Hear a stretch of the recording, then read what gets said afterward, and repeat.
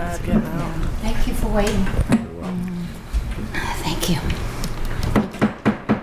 We'll go ahead and call this Monday, the August 28th, 2017 meeting to order.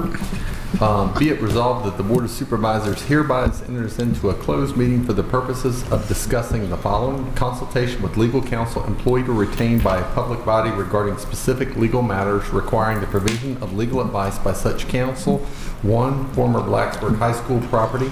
Discussion or consideration or interviews of prospective candidates for employment, assignment, appointment, promotion, performance, demotion, salaries, disciplinary or resignation of specific officers, appointees, or employees of any public body. 1. Of the Library Board. 2. Economic Development Authority. And 3. Personnel. Is there a motion? Motion. Is there a second? Any discussion? Madam Clerk, would you please call the roll? Mr. Creed? Aye. Ms. Perkins? Aye. Mr. King? Aye. Ms. Biggs? Aye. Ms. DeMoss? Aye. Mr. Shepherd? Aye. Chair Tucker? Aye. 7 ayes. Is there a motion to come out of closed meeting? So Motion. moved. Second. Just say whatever you want to. It was one of the three over here, and I'm just. They were both so quick. Gary could move it and You can you do could it. second it. Okay. All right, there's a motion to second. If there's no further discussion, I think we should talk about it. would someone, okay. Would someone please call the roll? Supervisor Creed. Here. Supervisor Perkins. Yes. Supervisor King. Aye. Supervisor Shepherd. Aye. Supervisor DeMont. Aye. Supervisor Biggs. Aye. Chair Tuck. Aye. All Certification of closed meeting. Whereas the Board of Supervisors of Montgomery County has convened a closed meeting on this date pursuant to an affirmative recorded vote and in accordance with the provisions of the Virginia Freedom of Information Act, and whereas Section 2.23711 of the Code of Virginia requires a certification by the Board that such closed meeting was conducted in conformity with Virginia law. Now, therefore, be it resolved that the Board of Supervisors of Montgomery County, Virginia hereby certifies that to the best of each member's knowledge, only public business matters lawfully exempted from open meeting requirements by Virginia law were discussed in the closed meeting to which this certification resolution applies, and only such public business matters as were identified in the motion conveying the closed meeting were heard, discussed, or considered by the Board. Is there a motion? Motion. Second. Okay, got that. All right. Any discussion? Would you, someone please call the roll? Supervisor Shepherd. Aye. Supervisor DeMont. Aye. Supervisor Biggs. Aye. Supervisor King. What are we voting on? Certification. She's okay. Supervisor Perkins. Aye. And Supervisor Creed. Aye. And Chair Tuck. Oh, I was going to say, at this point in time, I'm going to suspend the meeting until 7:15, and we'll start back up. Thank you. I'm going to go ahead and call this meeting back into order. The next item on our agenda is our invocation. I want to ask that everyone rise and observe a moment of silence. I would ask all of you to keep, especially the folks in Texas who are suffering, and our first responders that are there. And then I would ask the county administrator to lead us in the pledge.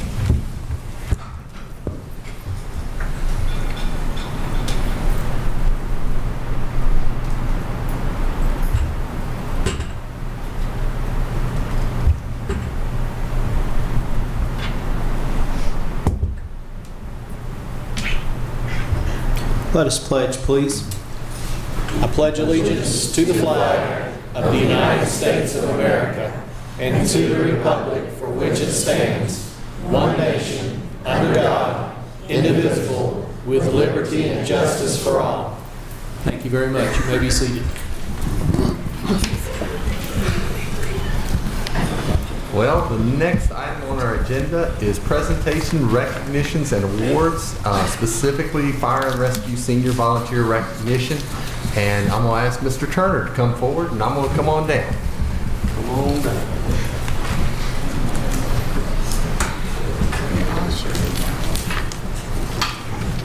This is all pretty good crowd. Don't start preaching. here. I did sort of wonder about that when we were observing the moment of silence that broke out and spoke to it. I better not. Mr. Chairman, Mr. Vice Chairman, members of the Board of Supervisors, Mr. Meadows, and guests, it is indeed my privilege to have this opportunity to recognize the men and women of the Montgomery County Fire and Rescue departments that have contributed. Tonight, we'll recognize 37 members for a combined total of 1,673 years of service to Montgomery County and the towns of Blacksburg and Christiansburg. 2 years ago, then Chair Bill Brown, who never missed but one Fire and Rescue Commission meeting, came to the commission and asked that we develop a strategy to recognize the senior-most members of each department. Last year, we recognized 25 members with 50 years of service or more. These men had a combined total of 1,462 years of service. It's with sadness tonight that I report to you that since last year, the passing of Scott Weaver, who had 62 years of service with Christiansburg Rescue Squad.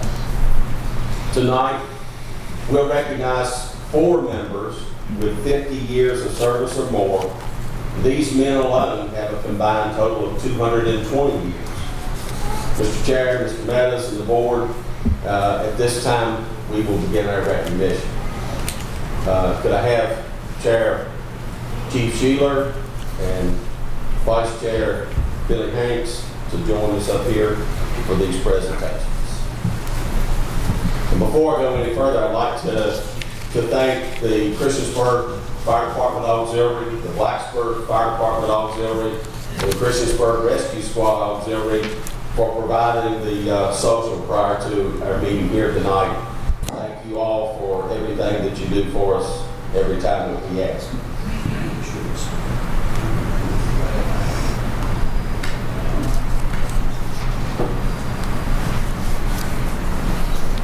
First person that we recognize this tonight is James M. Jimmy Williams, 50 years of service. Jimmy began his career in volunteer fire service with Christiansburg Volunteer Fire Department. In his career in the volunteer fire service with Christiansburg in 1967. I don't know about most of you, but some of us were just barely here then.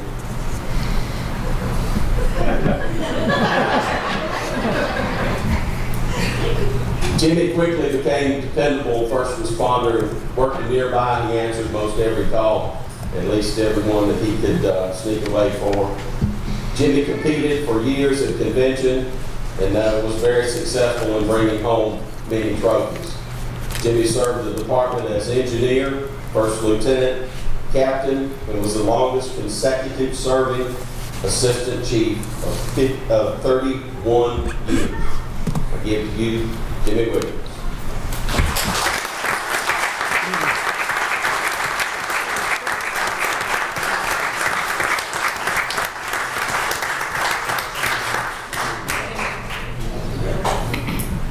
I think that's what we did last time. Yeah, they came around, they shook hands. Because I know.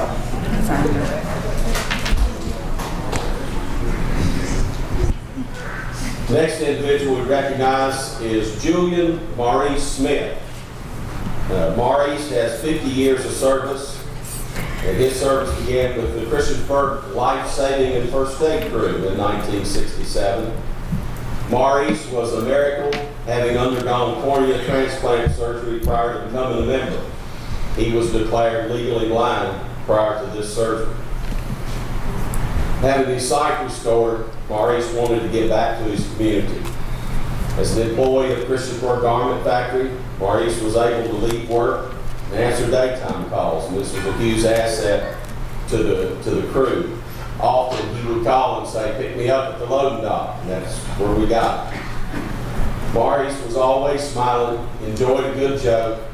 However, on one occasion, he ran me, now this is years ago, so a few pounds ago, down Stone Street, grabbed my thumb, marched me back up the street, had me kiss the concrete in front of everyone and tell him that I was sorry. But Maurice was one of a kind. Maurice is currently in Litchfield Nursing Home and unable to be with us tonight.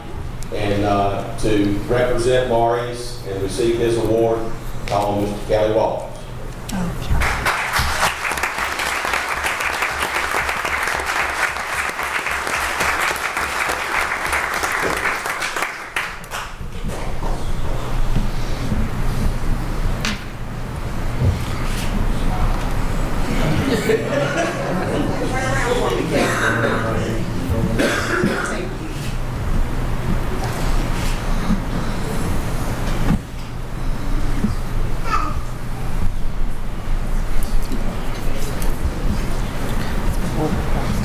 Our next individual to be recognized is John McCoy.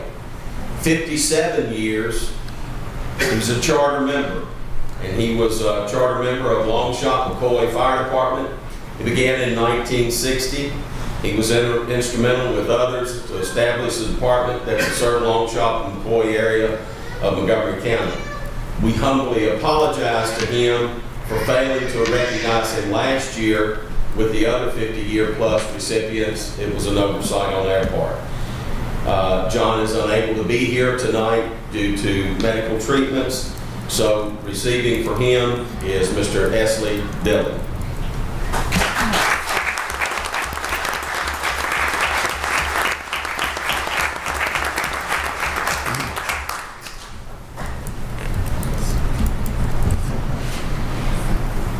Go around there and get your picture. I know you're shy.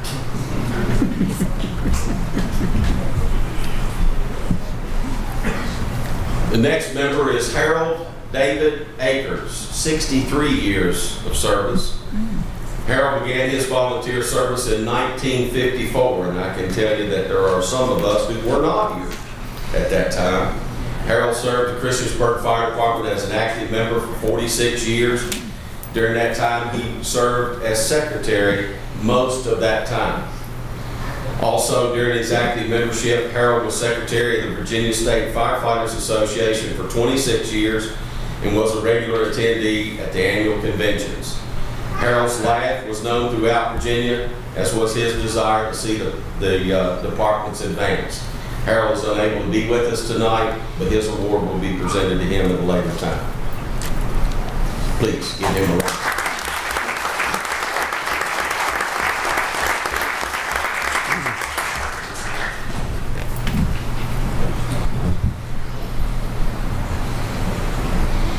It's my honor to recognize a gentleman here tonight with 50 years of service. Dickie Horn began his volunteer service with the Christiansburg Life Saving and First Aid Crew, and then decided to move to the fire department in 1972. Dickie would serve the department as secretary for many years, has been active, and has 50 years of service to our community. Dickie, thank you for your service.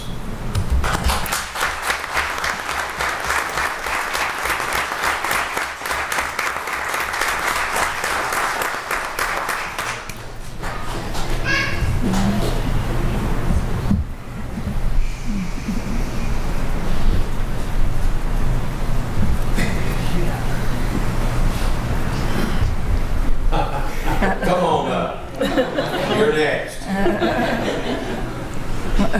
I'll see, no, I probably won't. See you back here in 40 years.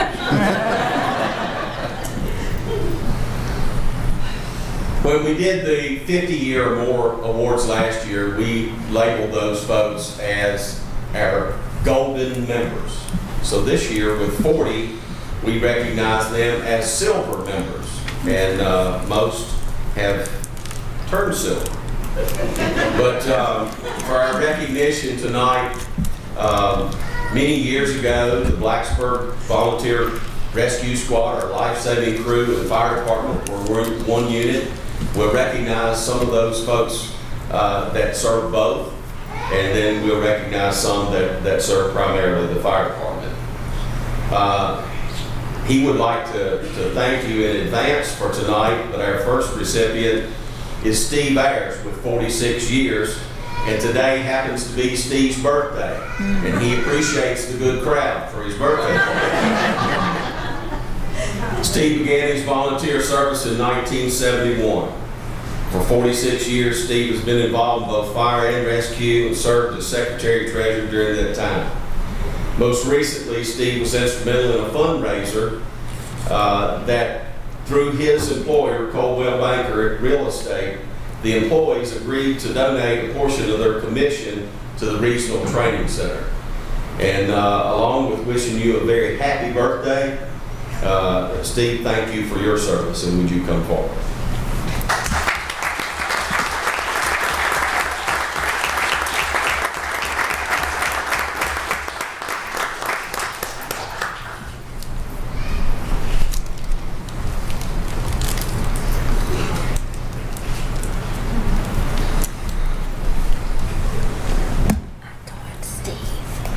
May have missed him, but I don't think I see him. Our next recipient is Doug Epperly, also with 46 years. Doug began serving the community with Blacksburg Fire Department in 1972. During his 45 years of service, Doug served as firefighter and as captain. Doug is an inactive life member of the department still today. So would you give him a round of applause?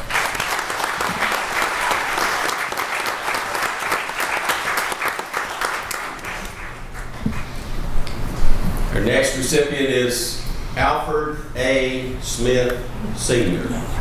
with 46 years.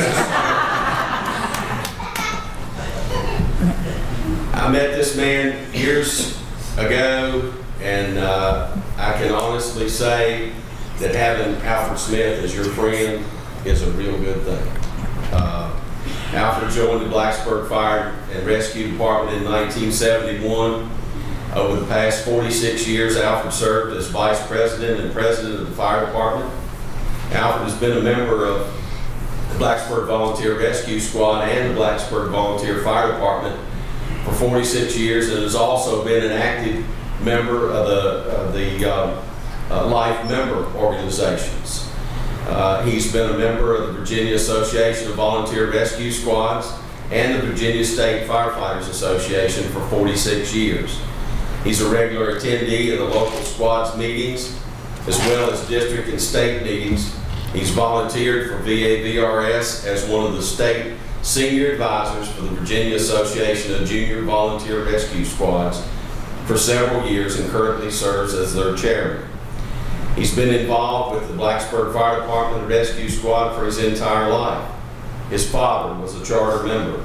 Volunteering for the Fire Department and Rescue Squad has become a family tradition. Alfred's son, Drew, currently serves as Assistant Fire Chief in Blacksburg, and his grandson, Shane, who is 13, has already volunteered hundreds of hours assisting the Fire Department with the development of their training center and whatever needs to be done around the fire station. This will make 4 generations of volunteers for the Blacksburg community. Over Alfred's 46 years of service, he's held various positions in his squads. First and second lieutenant, night team leader for 11 years, secretary for 9, and he was the last president of the Blacksburg Fire Department and Rescue Squad before they became too big to stay as one organization. Alfred also was the chairman of the committee to begin the first junior crew in Blacksburg in 1971 and served as their advisor. In addition to the above, he has also been the District 7 Senior Advisor for the juniors for 9 years. Now, I told Alfred all I was going to say about him was he was a mean principal, but he really wasn't. So Alfred, would you please come forward?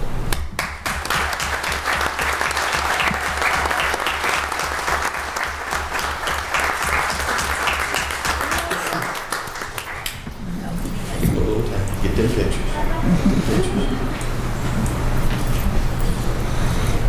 Hey, Alfred.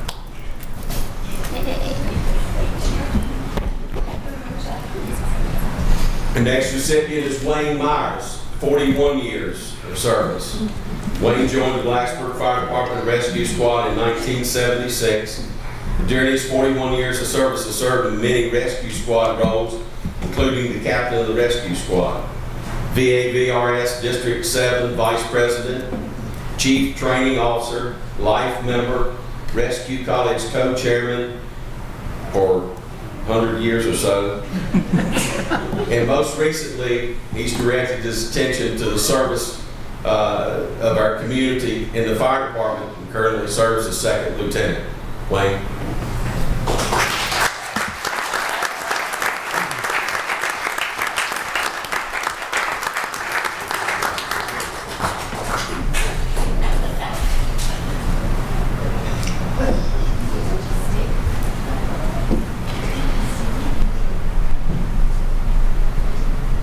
The next recipient is Bruce Shepard, 48 years.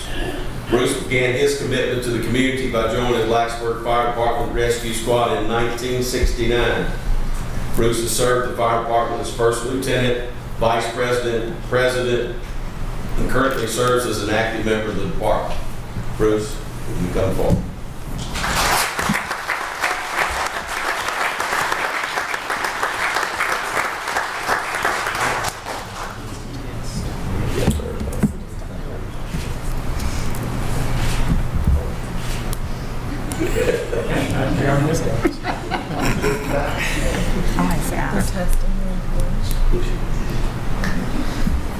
Our next recipient is Benny Simmers, 48 years. Benny joined the Blacksburg Fire Department Rescue Squad in 1969. And during his 48 years of service, Benny has served his community well. He served the fire department and rescue squad as treasurer for many years, and they still have all their money. So Benny, I'd like to welcome you to come forward.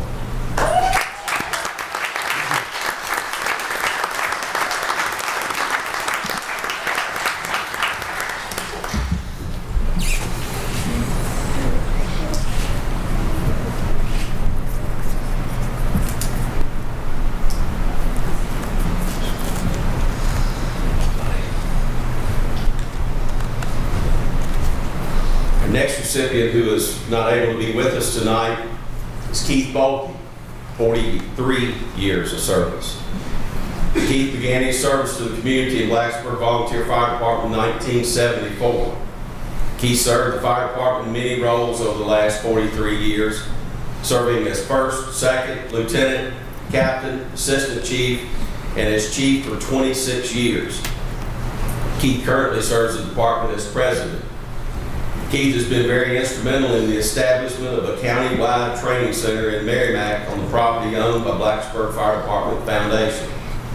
Keith's vision was to have a full-scale training facility with classrooms, training props, and a live fire training simulator. I'm happy to report to you that through his efforts and the efforts of others, the classrooms are in place, the flashover simulator is in place, the storage facility has been completed for firefighters' maze. A live fire training simulator has been approved through a grant for the Department of Fire Programs. Chief Bolte, I would say your vision is now a reality.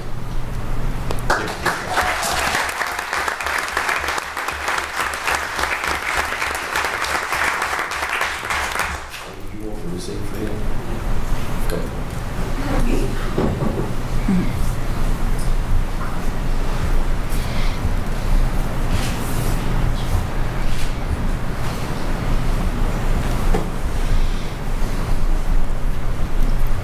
Next recipient is David Hosner, 45 years. David began his volunteer service to the community when he became a member of the Blacksburg Volunteer Fire Department Rescue Squad in 1972. David served both departments during his tenure for 45 years. David.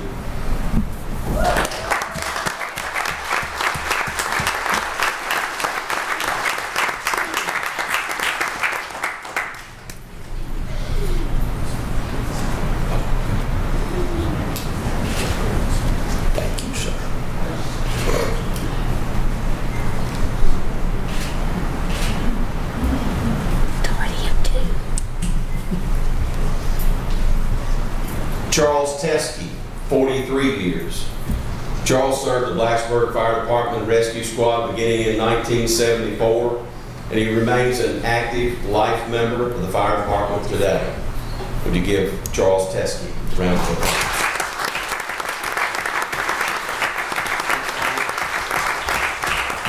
Would you accept for him, please, sir?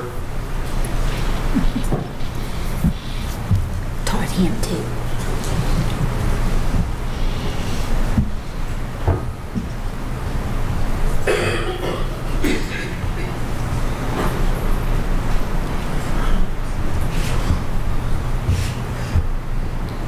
Well, you up here, just hold your place.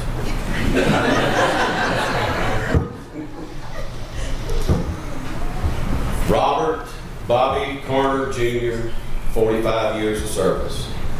5 with the Long Shot McCoy Rescue Squad and Fire Department, and 40 with the Blacksburg Fire Department. Bobby began his volunteer service with Long Shot McCoy Fire and Rescue Department in 1972.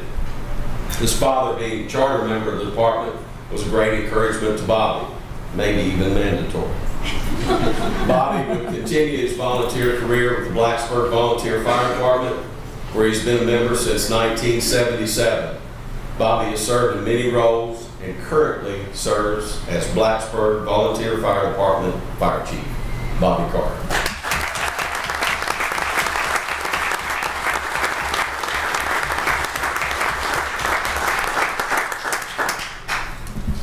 Hold that position. There's a granddaughter on board.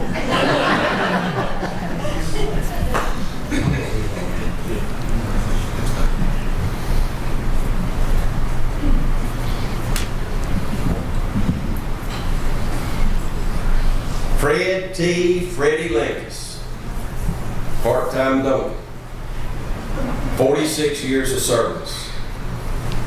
Freddie began his volunteer service to the community in 1971, the Blacksburg Fire Department Rescue Squad.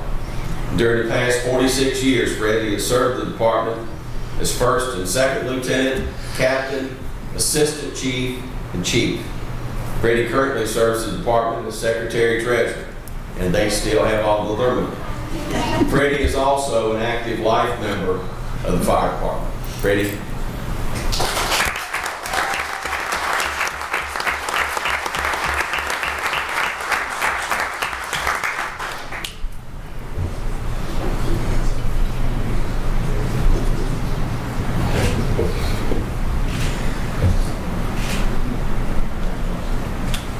Thank you, sir. You're welcome.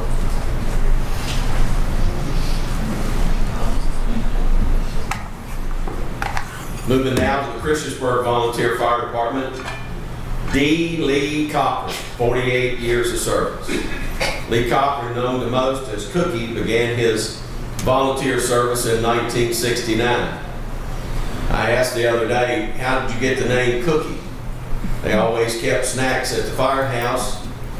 He ate most of them, so they designated him to go get the new ones. So he became known as Cookie. I think he's got 3 or 4 in his pocket right now. But Lee was a dependable, hard-working firefighter who was always eager to get the job done and move on. Lee continues today to run many of the fire calls when he's at home in Christiansburg. However, he enjoys spending much of his time in Florida relaxing. Lee?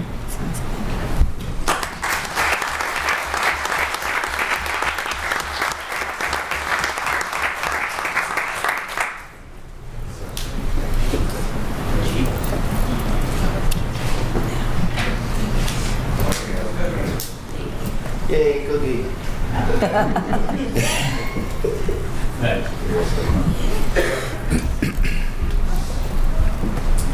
H. Michael Dickerson.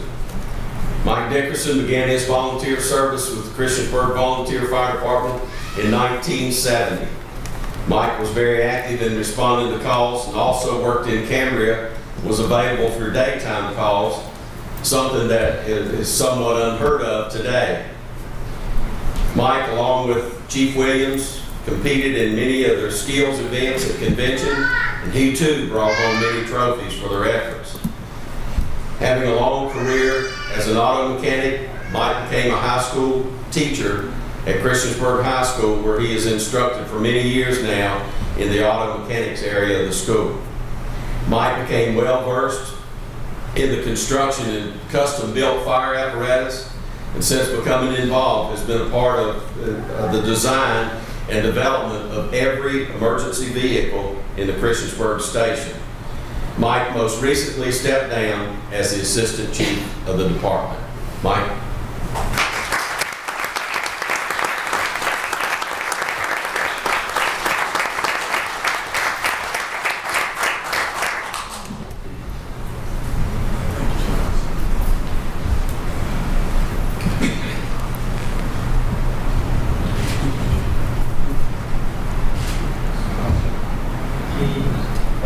It won't work. That's it.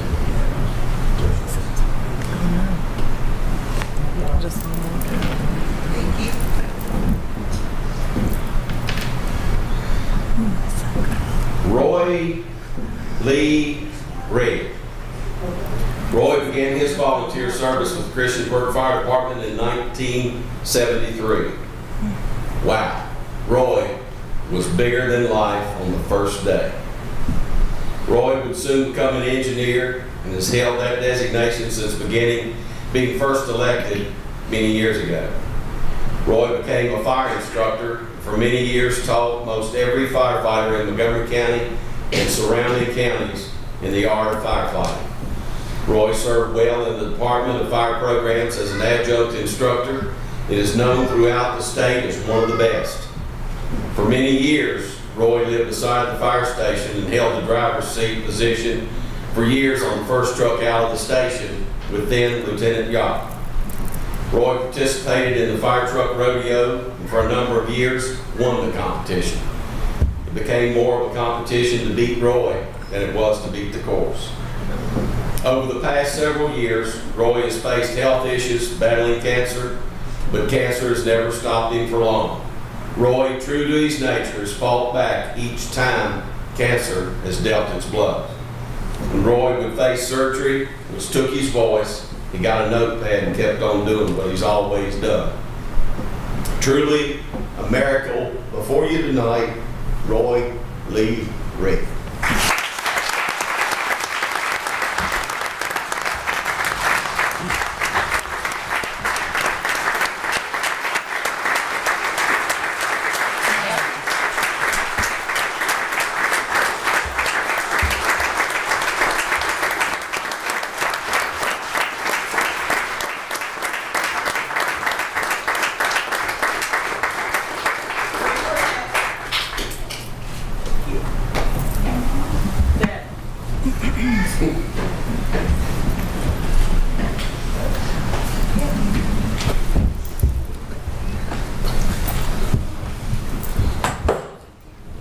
It's all right, just leave it.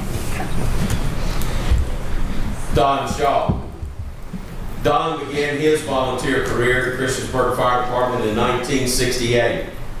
A young man moving to Christiansburg and renting from a well-known businessman and photographer, Doug Lester, Don was encouraged to become part of the fire department. Don was eager to learn and even more eager to jump in and put the fire out.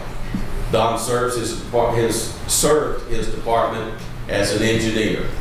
And Don is not with us tonight. So would you give him a round of applause?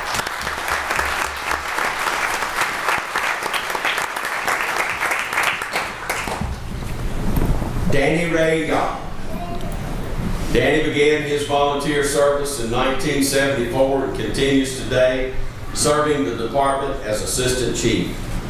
Danny was among many of the members who competed in competition at convention, was also successful in bringing home trophies. Later, Danny would become the authority on rules and regulations and served in that role of Chief Judge for the Southwest Firefighters Convention. Danny also lived adjacent to the fire station and was for many years a fixture in the passenger seat along with Roy on the first truck out. Danny served the department faithfully in the role of engineer, second lieutenant, first lieutenant, and now assistant chief. Danny Young.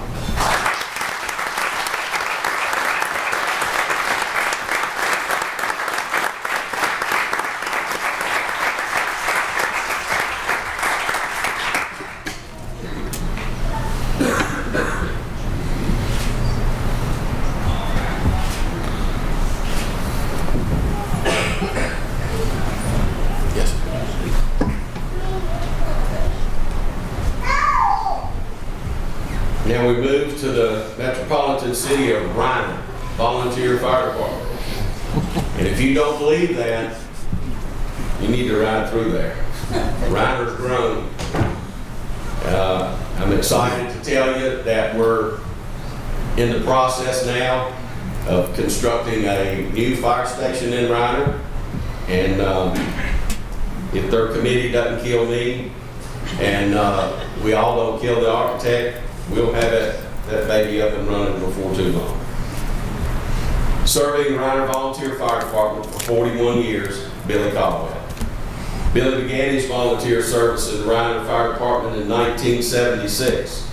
He's also served as secretary of the department and served the Southwest Firefighters Association as president. He's a life member of the Southwest Firefighters Association, and having served and continuing to serve today, we recognize Billy for 41 years of service.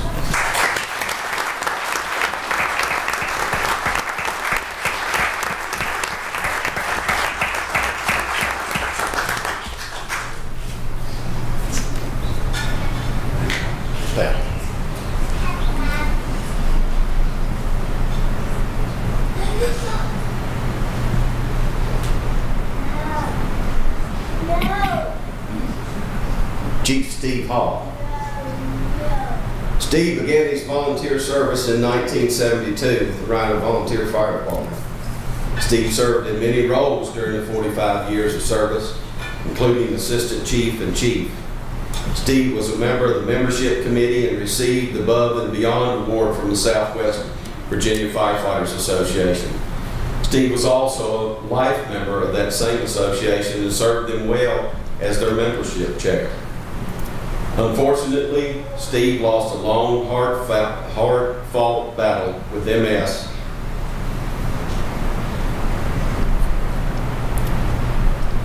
May the 31st. Always a fighter and always a friend are words that best describe Steve Hall. Jerry.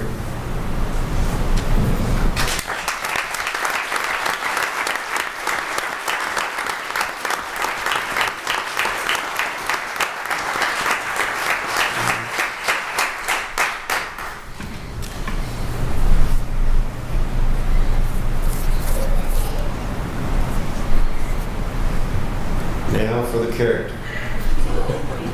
Joe Pac-Man Pack. Joe joined the Roanoke Volunteer Fire Department in 1974. He served as an engineer and lieutenant during his 43 years of service. Joe is also a life member of the Southwest Virginia Firefighters Association. A little story about Joe. Joe had a horse called Hayes. And every time that things got busy around the station and a lot of work needed to be done, Hayes needed to be fed. So Joe would go home to feed Hayes. Unfortunately, Hayes died. And the boys at the fire department said he fed him 3 years after he's dead. Joe Pack.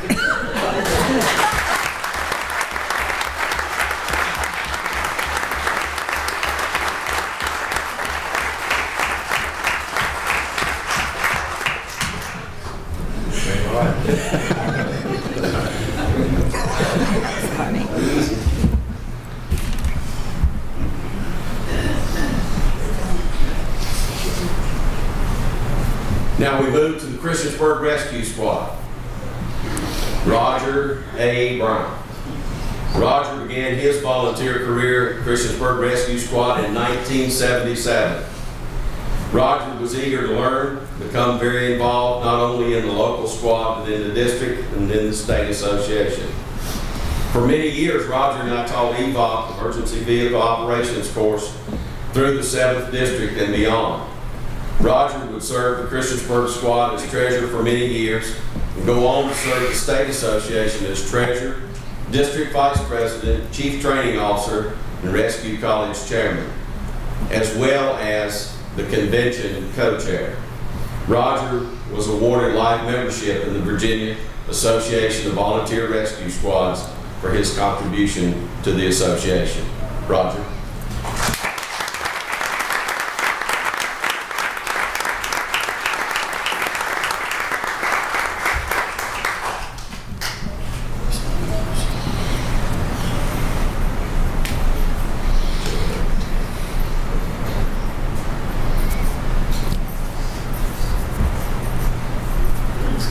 Larry Duncan. Larry began his career in the Volunteer Rescue Squad with the Christiansburg Life Saving and First Aid Crew. Larry was always handy to have around, being an excellent mechanic. Larry often used his knowledge vehicles to gain entry to the patient during a crash, even if it was simply unlocking the door and opening it to free the patient. Larry was good at it. Larry served in numerous officers' positions during his active role of 47 years in the crew, including serving as captain. Larry was one of the first members of the squad to achieve the Advanced Life Support designation. Larry Duncan was one of the best field providers in the crew history. Larry.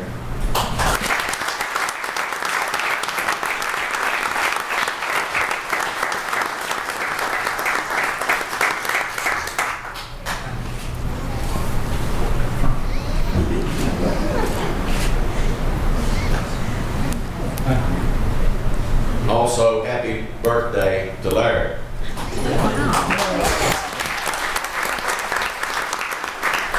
You guys keep on, maybe retirement age for long. James Kobe Pfizer. Kobe began his volunteer service with the Christiansburg Life Saving First Aid Crew in 1974. Kobe was then employed by Vance Hardware and worked alongside one of the senior members of the crew. He saw him and decided he would be an asset to the crew, and he certainly was. Kobe served as sergeant of the squad during some of the largest fundraising events in the history of the crew. Kobe most recently served as district vice president and currently serves as their treasurer. Kobe.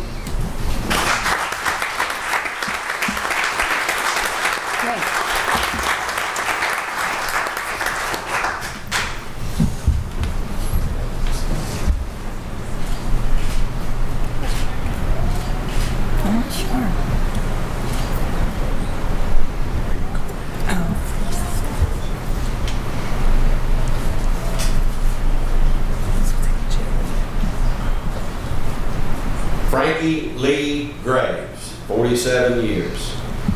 Frank began his volunteer service with the Christiansburg Life Saving and First Aid Crew in 1967. Frank was a Christiansburg police officer, spent a great deal of his time off duty around the station and answering calls. On duty, consulting with some of the younger members to slow down. One night, Frank clocked me at 62 miles an hour coming down Main Street in Christiansburg. He said, "You've got to slow down." I said, "I will, Frank. It'll never happen again." The next time it was 72, and he said, "There won't be a third time." Frank served the crew in many roles, including the captain. Frank Graves.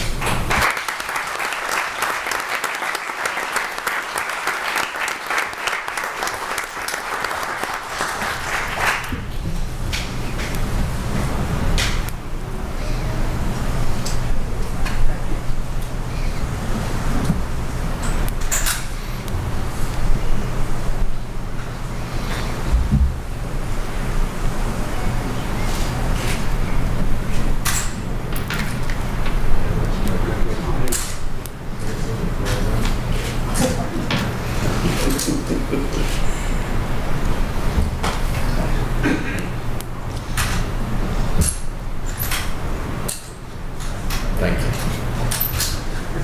Yes, sir.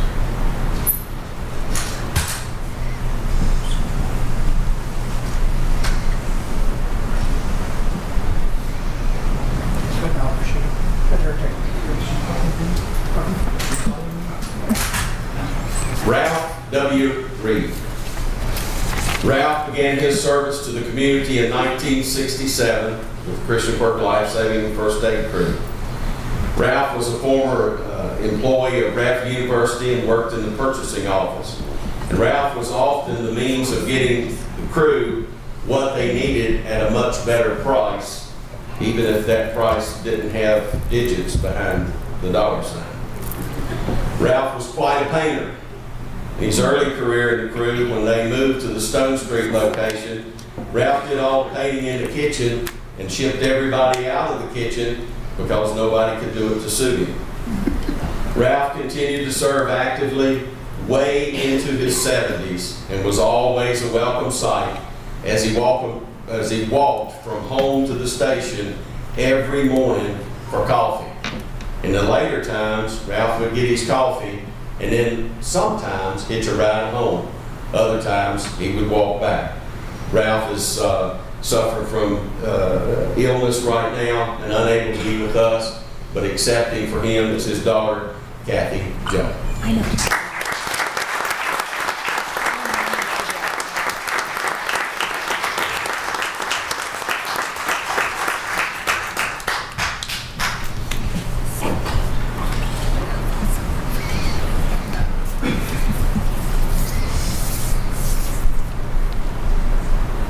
Roger Sawyer. Roger began serving the Christiansburg Life Saving First Aid Crew in 1973. Roger was eager to get involved and do his part in making a difference. He soon was selected as the crew's treasurer and served that role for many years. Roger's financial knowledge and keen sense of investment kept the crew financially sound for many years and established a base for all future treasurers to follow. Roger was among the first to earn the Advanced Life Support designation and was an outstanding field provider for many years. Roger.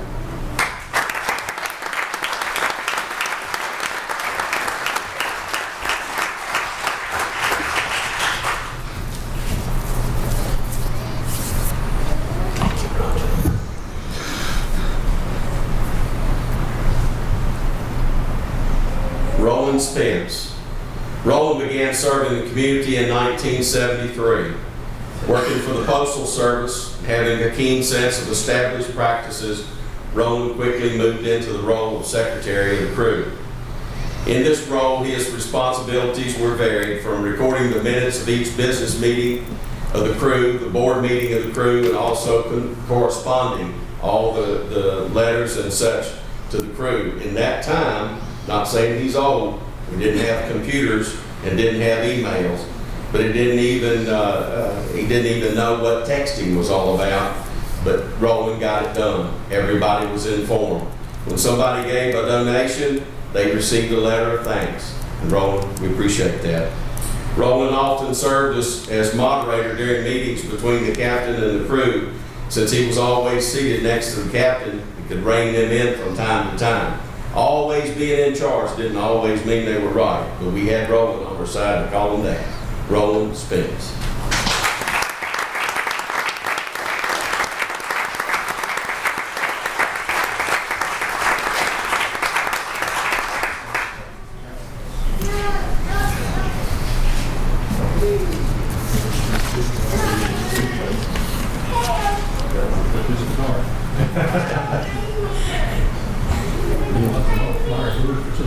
Isn't he so?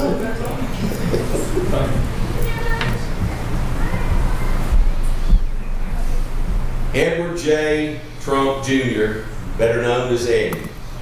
Eddie came to the crew by way of Rogers, Virginia. Living outside the town limits was a concern whether he would be able to make the calls in a timely fashion or not. Eddie quickly set those doubts aside for the membership and answered not only his calls, but often filled in for the other members needing assistance. Eddie learned quickly when leaving Rogers you needed to be quicker than Kelly Walters and ready to be pushed to town by Kelly by his bumper. So Eddie didn't have a problem getting there on time. Eddie served in many roles during his active membership and remained active with 30 plus years of active service. Due to illness, Eddie is unable to be with us tonight, but please keep Eddie in your prayers as he recovers from a lengthy illness. Let's give Eddie a hand.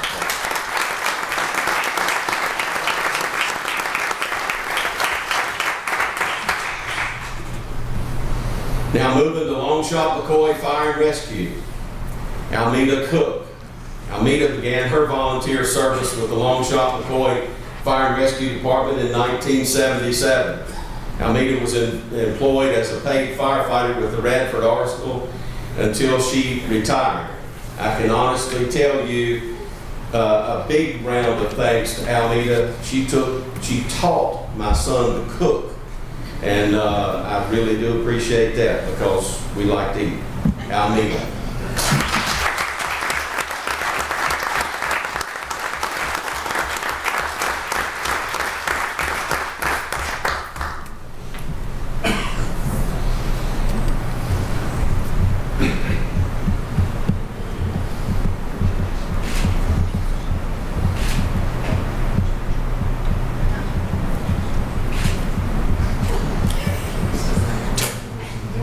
There you go.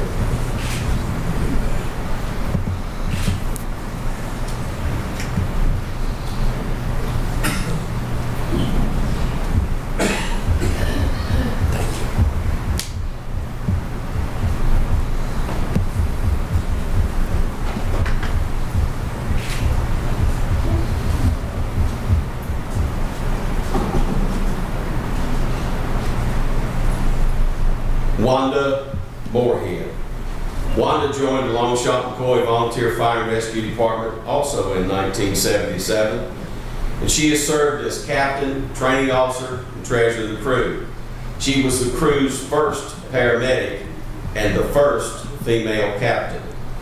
She served the VAVRS as District 7 Vice President, Treasurer, Secretary, Vice President, and was the first female president of the Virginia Association of Volunteer Rescue Squads. She served as president from 1999 to 2001. She has also served as chairman of the Finance and Personnel Committees. She is one of the founders of the National EMS Memorial Service. Wanda Moorhead.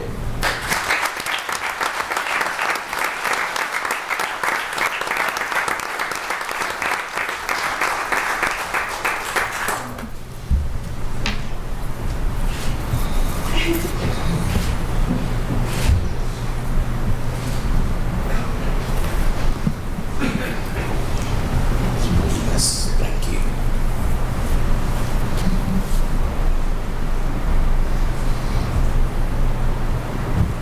Had a good conversation with this man earlier tonight to try to find out what his name really was. I'd like to introduce you to Ira Purdue. Everybody calls him Jack. He says he has no idea why they call him Jack. It's not his name. But Ira started with the Fire and Rescue Service in Longshot McCoy Fire and Rescue Department in 1977, and he served both departments as supply sergeant for many years. Ira or Jack, come on up.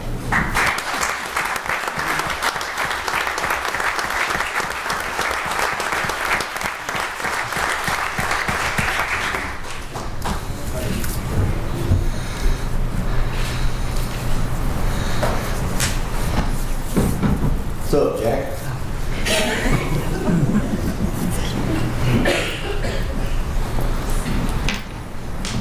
Shawsville Volunteer Rescue Squad. Robert L. Robbie Hall. Robbie began his volunteer service with the Shawsville Volunteer Rescue Squad in 1977. As a young man who had an enthusiastic grandfather who felt that he would make a good member, Robbie would often leave Shawsville High School to meet his grandfather sitting in the parking lot, run the first aid call, and come back and go to school.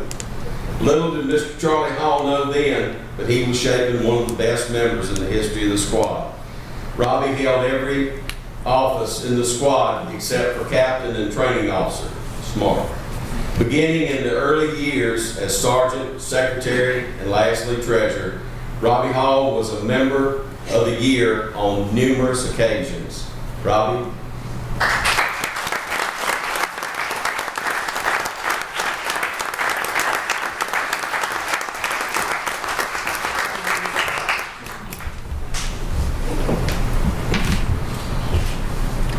His wife.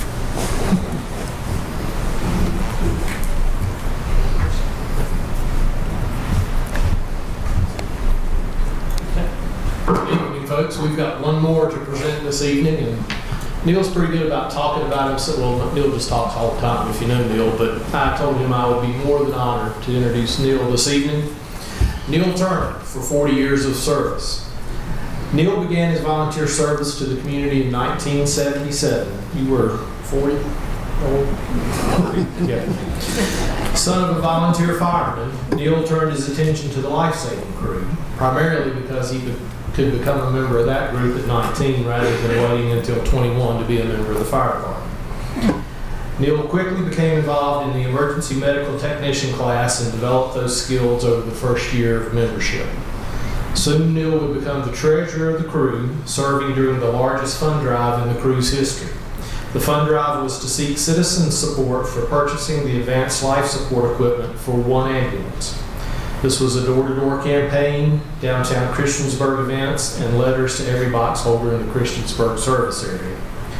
At the conclusion of the fund drive, Christiansburg Life Saving and First Aid crew had enough money to equip not one, but 2 ambulances with the ALS equipment. Neil held this position for a few years and then moved up in the ranks to other officer positions in the crew until in 1986 he was elected captain of the crew. Neil, along with Roger Bryant, taught EVOC for many years, then began teaching vehicle extrication. Neil has served as the VA VRS as District 7 Vice President, Rescue College Chairman in 1986, Convention Co-Chair, and was awarded life membership in the association in 2015. Neil currently serves as the Emergency Services Coordinator for Montgomery County, and it gives me great honor to recognize Neil.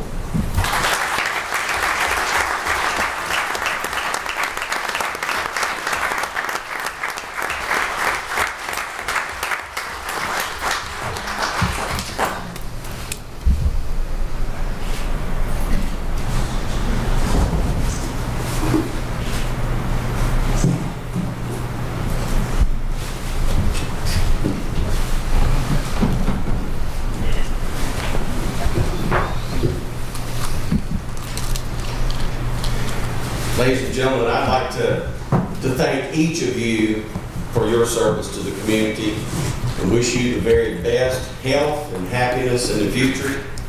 Thank you for giving your time and your talents that others might live. This concludes our recognition ceremony. Thank you, Mr. Chairman, the members of the board, Mr. Meadows. Good night, and God bless.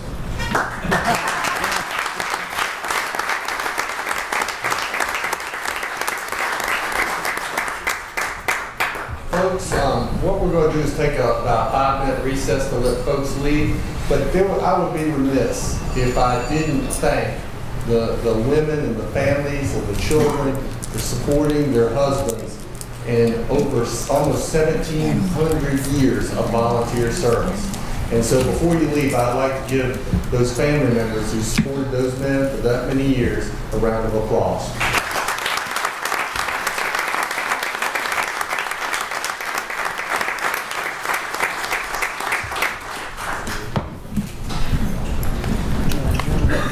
You forgot the women.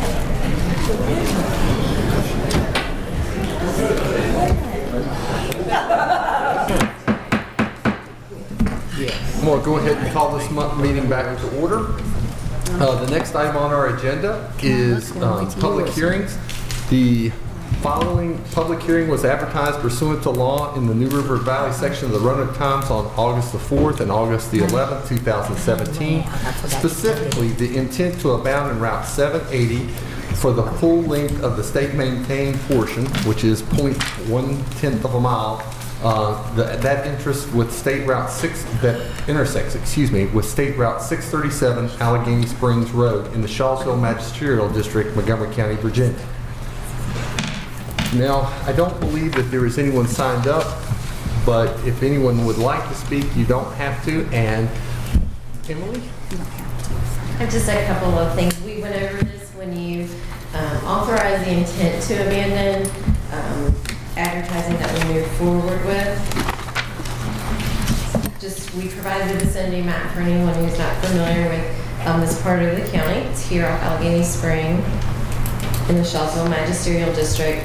And the request came from the church, and the church owns the 3 parcels that surround this 1/10 of an acre. And they are going to be vacating their property lines, building a picnic shelter, doing some other planning for their campus, and just asked if the road could be abandoned.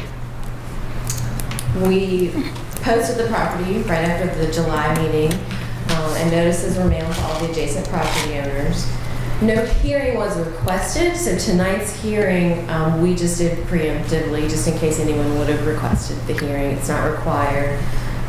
We just wanted to make sure that we covered all our bases before we bring you guys a resolution at the next meeting, and that'll go to the CTV. I'll answer any questions that you might have. Otherwise, we can open it for public hearing. I'll start with Supervisor Creed. Any questions? Supervisor Perkins? Supervisor King? I'm going around the room. No questions? I'll go ahead and open up the public hearing. Is there anyone here who wishes to address the board in regards to this public hearing? Seeing no one come forward, I'm going to go ahead and close the public hearing. The next item, excuse me. The next item on our agenda is a real estate tax exemption for Habitat for Humanity, specifically ordinance designating a 0.943 acre lot identified as Lot 5CZL Grimm Farm in the Reiner area of the Montgomery County, specifically tax parcel 090-C25C, and a 0.324 acre lot identified as lots 21 and 22, section 3, Johnson Heights, in the town of Christiansburg, tax parcel 497-12, section 3, 21 through 22, owned by Habitat for Humanity, Incorporated, exempt from real estate taxes. I would like to notify my fellow board members and the public that I currently represent Habitat for Humanity, and so when this item comes up for a vote, I will not be able to participate. That being said, but I am allowed to conduct the public hearing, Marty? Yes. That's what I thought. There's no one signed up, but I know the applicant is here, and I don't know if the applicant wishes to address the board or not. I would be happy to answer questions if anyone has them.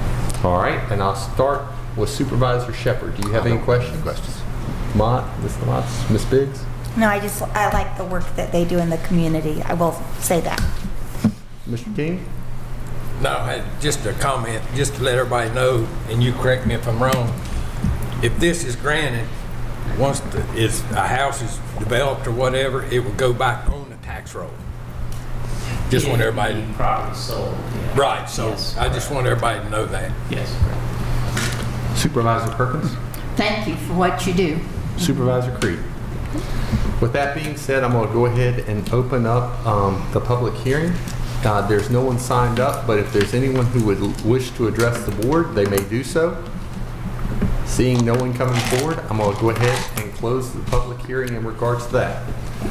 The next item for public hearing, rezoning and special use permit, NRV Golf and Swim Club, a request by NRV Golf and Swim Club, agent Balzer and Associates, to rezone a total of 115.45 acres from community business, CB, to agricultural, A1, to allow potential for a minor subdivision.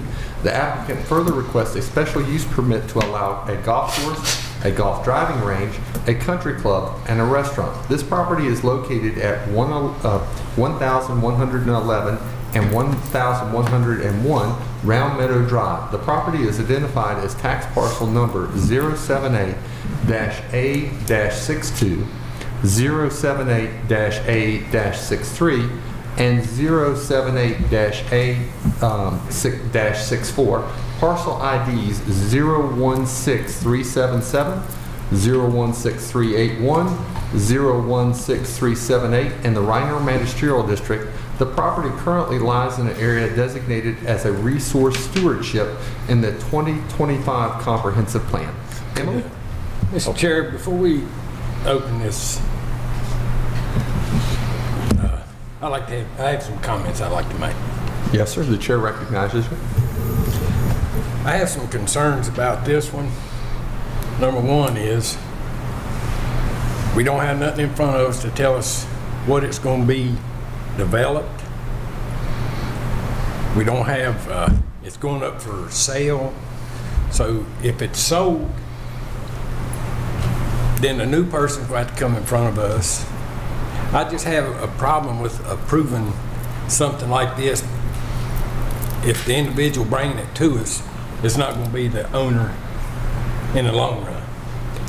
I mean, if, just say we approve this, and then they sell it at auction, and then a new owner comes back and wants to do this, and we have to turn them down. We're going to look like the bad people.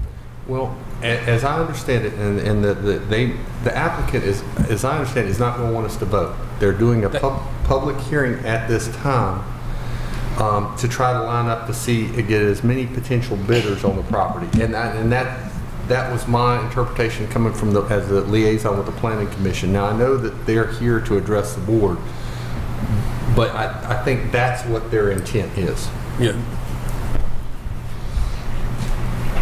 I'm just not comfortable with pushing this through, not knowing what's going to happen. And just to add, I share some similar concerns, just because I know the auction of the property will occur prior to the vote on it, and my concern is if we've discussed allowing a rezone for several different reasons, but we haven't yet voted, then if the property sells to somebody and they expect a rezoning, then it comes back to us and we look like, kind of like the bad guy. We look like, we've restricted development in some way. Now, I understand the parcel is currently zoned as a community business with no proffers on the site, so I can understand the reasoning behind putting forward this application, but I do have some concerns just from the perspective of what if this board doesn't vote in favor of this request and it's sold by somebody buys it thinking that we are planning on voting in favor of it, then we don't, and then we look like the bad guy. So I shared Supervisor King's concern somewhat. I'd like, would it be all right if we go ahead and hear from staff and then give the applicant an opportunity to respond to the board's request, and then we'll see if there's anyone in the general public that would like to address it, and then hopefully those questions will be answered. If not, then we can decide how we wish to proceed after that. There might be some verbiage on that could be handled in a different manner to where that they could get what they're looking at as a promissory type thing, and then the others could get theirs, and none of it would go to bid without saying, hey, we can do this if we want to buy it tomorrow or whatever the item was. We can go ahead and do it, because here's what we know we can do. It's not something that we're saying you got to do, but it might be something that they can do, and therefore they would make a little better way to go. Yeah. The applicant and agent are here and prepared to speak to the board after my presentation. So if that's a good order for you guys. I think that's appropriate. Thank you. I'm going to walk you through the application that we have. It's known as the NRV Golf and Swim Club, more commonly known as the Meadows Golf Course. It is located just on the edge of the town of Christiansburg down Round Meadow Drive. It's 115 acres, currently zoned CB. And as Supervisor DeMott's mentioned, it has no proffers on the site right now, so it is just a blanket CB. This gives you a sense of the zoning. You can see just on the other side of the railroad tracks here, you've got town of Christiansburg. This is Montgomery County over here. Everything is zoned agriculture in that area. We have several conservation easements around there as well. Just a little bit of background on the parcel. While it has existed for decades as a golf course, it's a total of 3 parcels. And back in 1997, it was zoned to CB because even though it was an existing golf course, they wanted to do an expansion. They were building a shed. And so they had to come forward and do a rezoning to CB, which at the time was the only district that we allowed golf courses in. And so that is why that rezoning took place along with the SUP. The current request is for the same acreage to go from CB to A1, which we do currently allow golf courses in that district, as well as the country club and the driving range and the restaurant. with the SUP. This allows A1, even though it is a down zoning, allows for greater flexibility because we allow residential lots in our A1 district. Based on lot assignments, they could develop up to 13 lots. However, as we go forward, you'll see that they've only proposed 9. We had some initial conversations on the application with VDOT. The only thing they were most concerned about was using a shared easement on the Christiansburg Mill Road to have the maximum amount of site distance because it's near a curvy portion of that road. The site would be served by public water from town of Christiansburg, and if developed for residential, would have private on-site septic. Using the school's calculations that they typically use for the 9 lots, it could generate up to 6 students. Environmentally speaking, there is a portion in the flood zone. Obviously, there's no development in that area. Structures have to be outside of that or meet the construction requirements inside of the area. It is near Crab Creek, so certainly that's going to be a consideration if any development takes place. And a lot of that's handled through the E&S and stormwater requirements, which will have to be met. Provided in your packet is a concept plat that shows basically, and the applicant will speak a little bit more about this. This is basically the most developed the site will be. As part of the process, lots can be combined. But this would be the 9 lots, and as I mentioned earlier, they could have up to 13 lots by right in a. So we touched on a little bit of either being the non-residential lots or existing as it does today, which is the golf course with the restaurant and the country club and the driving range, or a combination of, so maybe a small golf course with a few residential lots. They've requested that the board vote no sooner than September 25th, and that is due to the auction that was mentioned earlier, taking place on the 12th. The subject property is in resource stewardship, so that is moving to A1 is consistent with the comprehensive plan. As I mentioned earlier, this is a bit of a down zoning based on 115 acres of community business.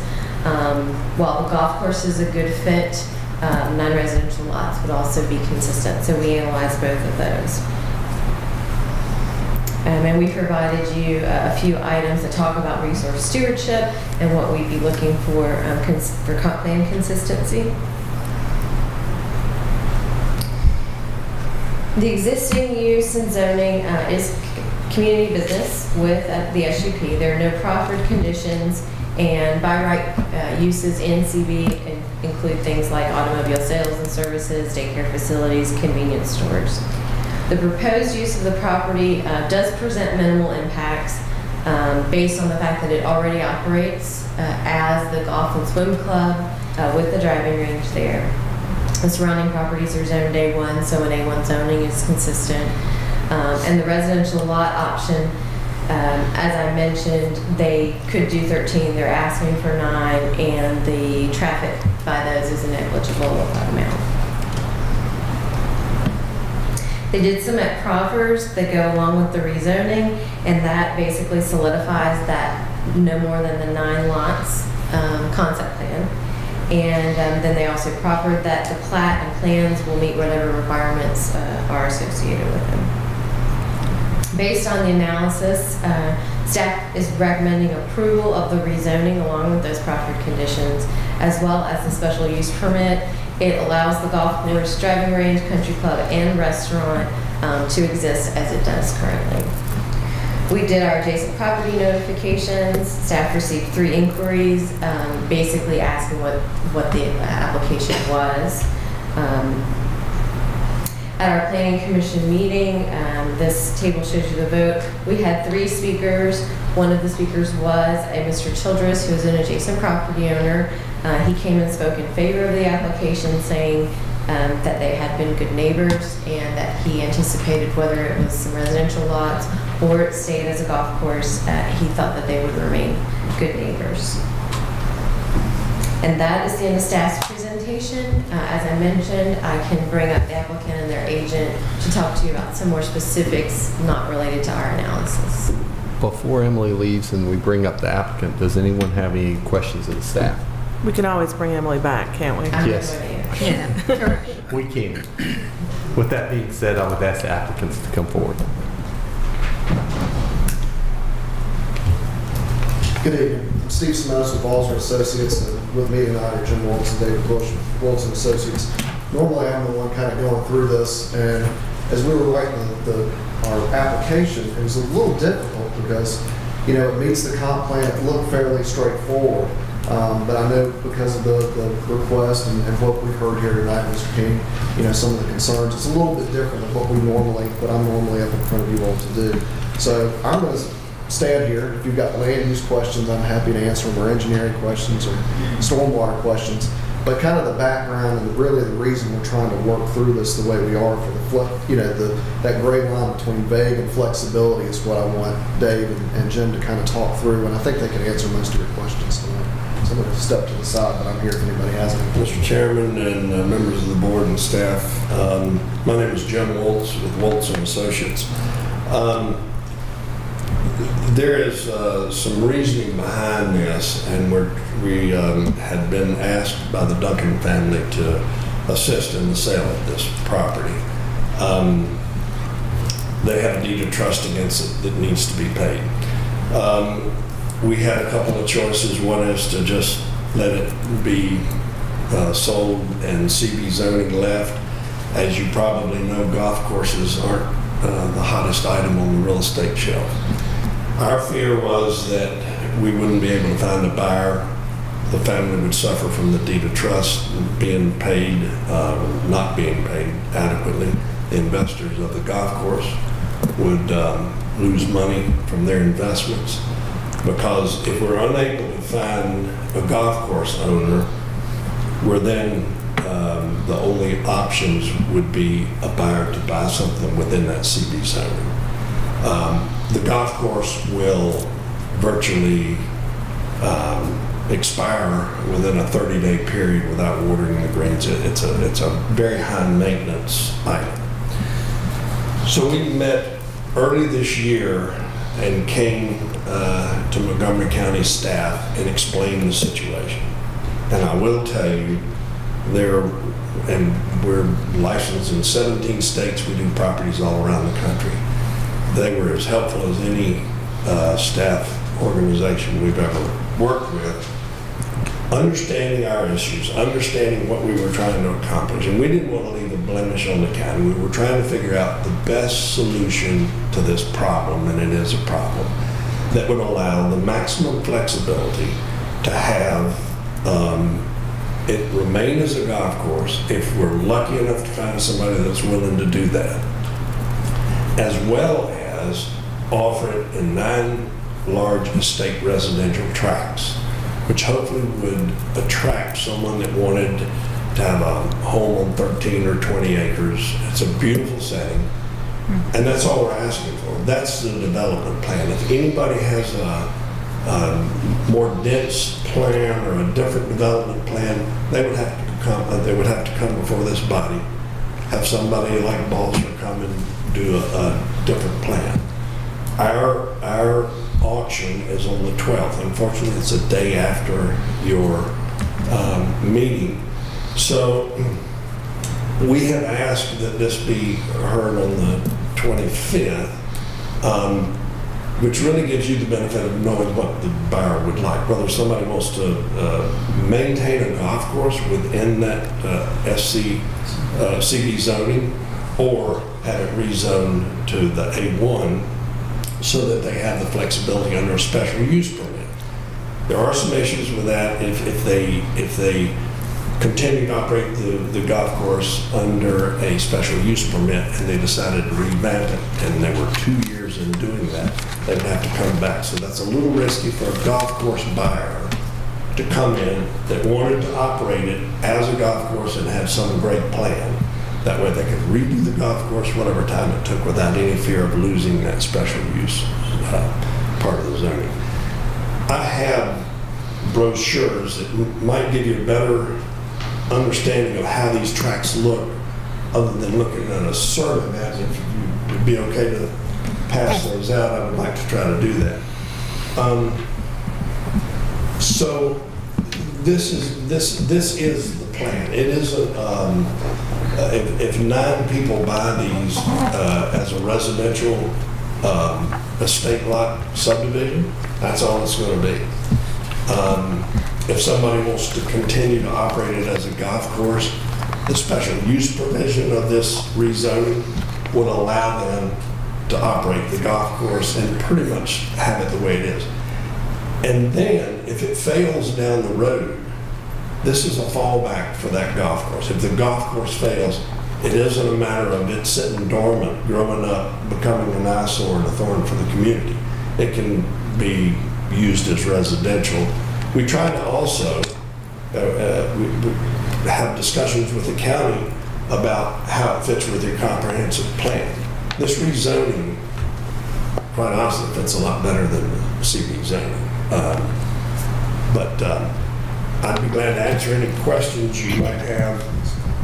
Oh, and just so you know, we do have, and if it is sold in these 9 tracks, it's subject to your approval. It isn't, we're not assuming or putting you in a position of having to not approve it. So we have that as part of our disclosure.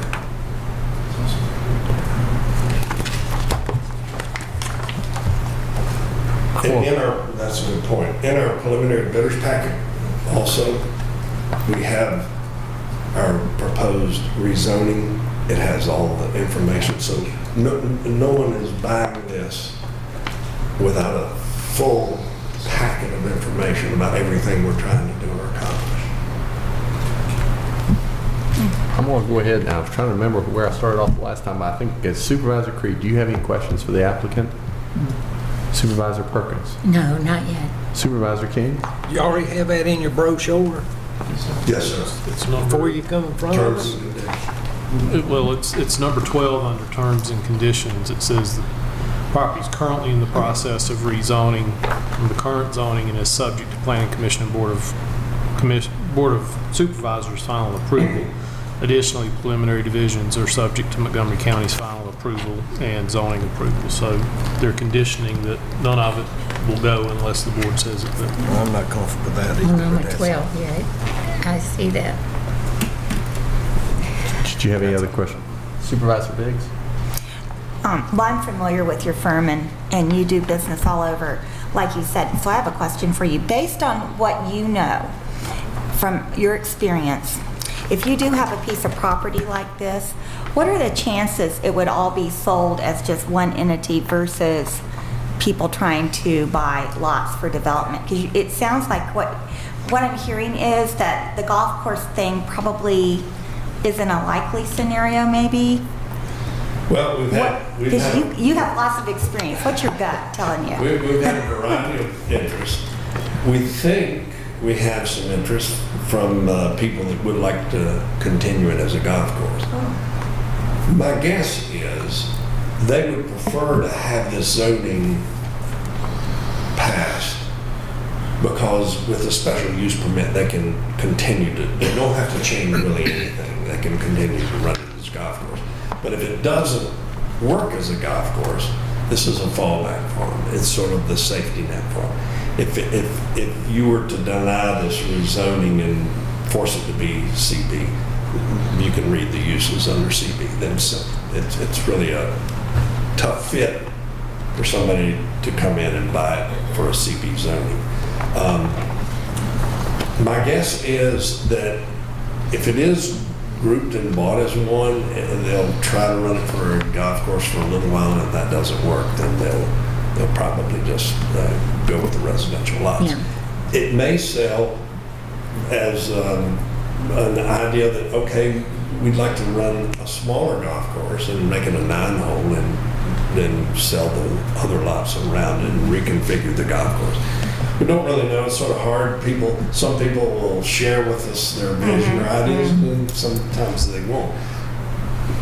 My guess is it will probably sell as a whole, as my guess. As a whole track.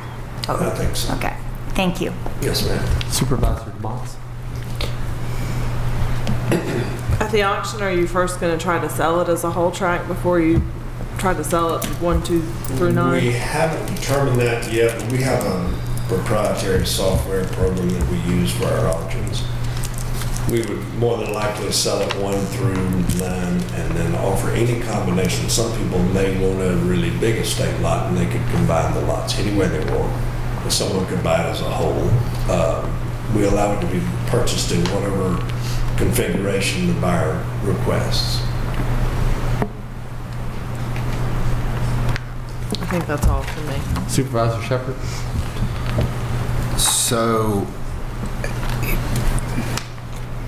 as you have it laid out in the 9 lots, you're not attempting to sell the whole parcel to a developer. You're going to develop it yourself? Is that what I'm hearing? No, we have presented this as a minor subdivision. And we're going to sell 9 tracts. If somebody buys it all and decides they want to do a different development, again, they would have to go through an agency like Balzer to come in, do their plan, have it approved by the county.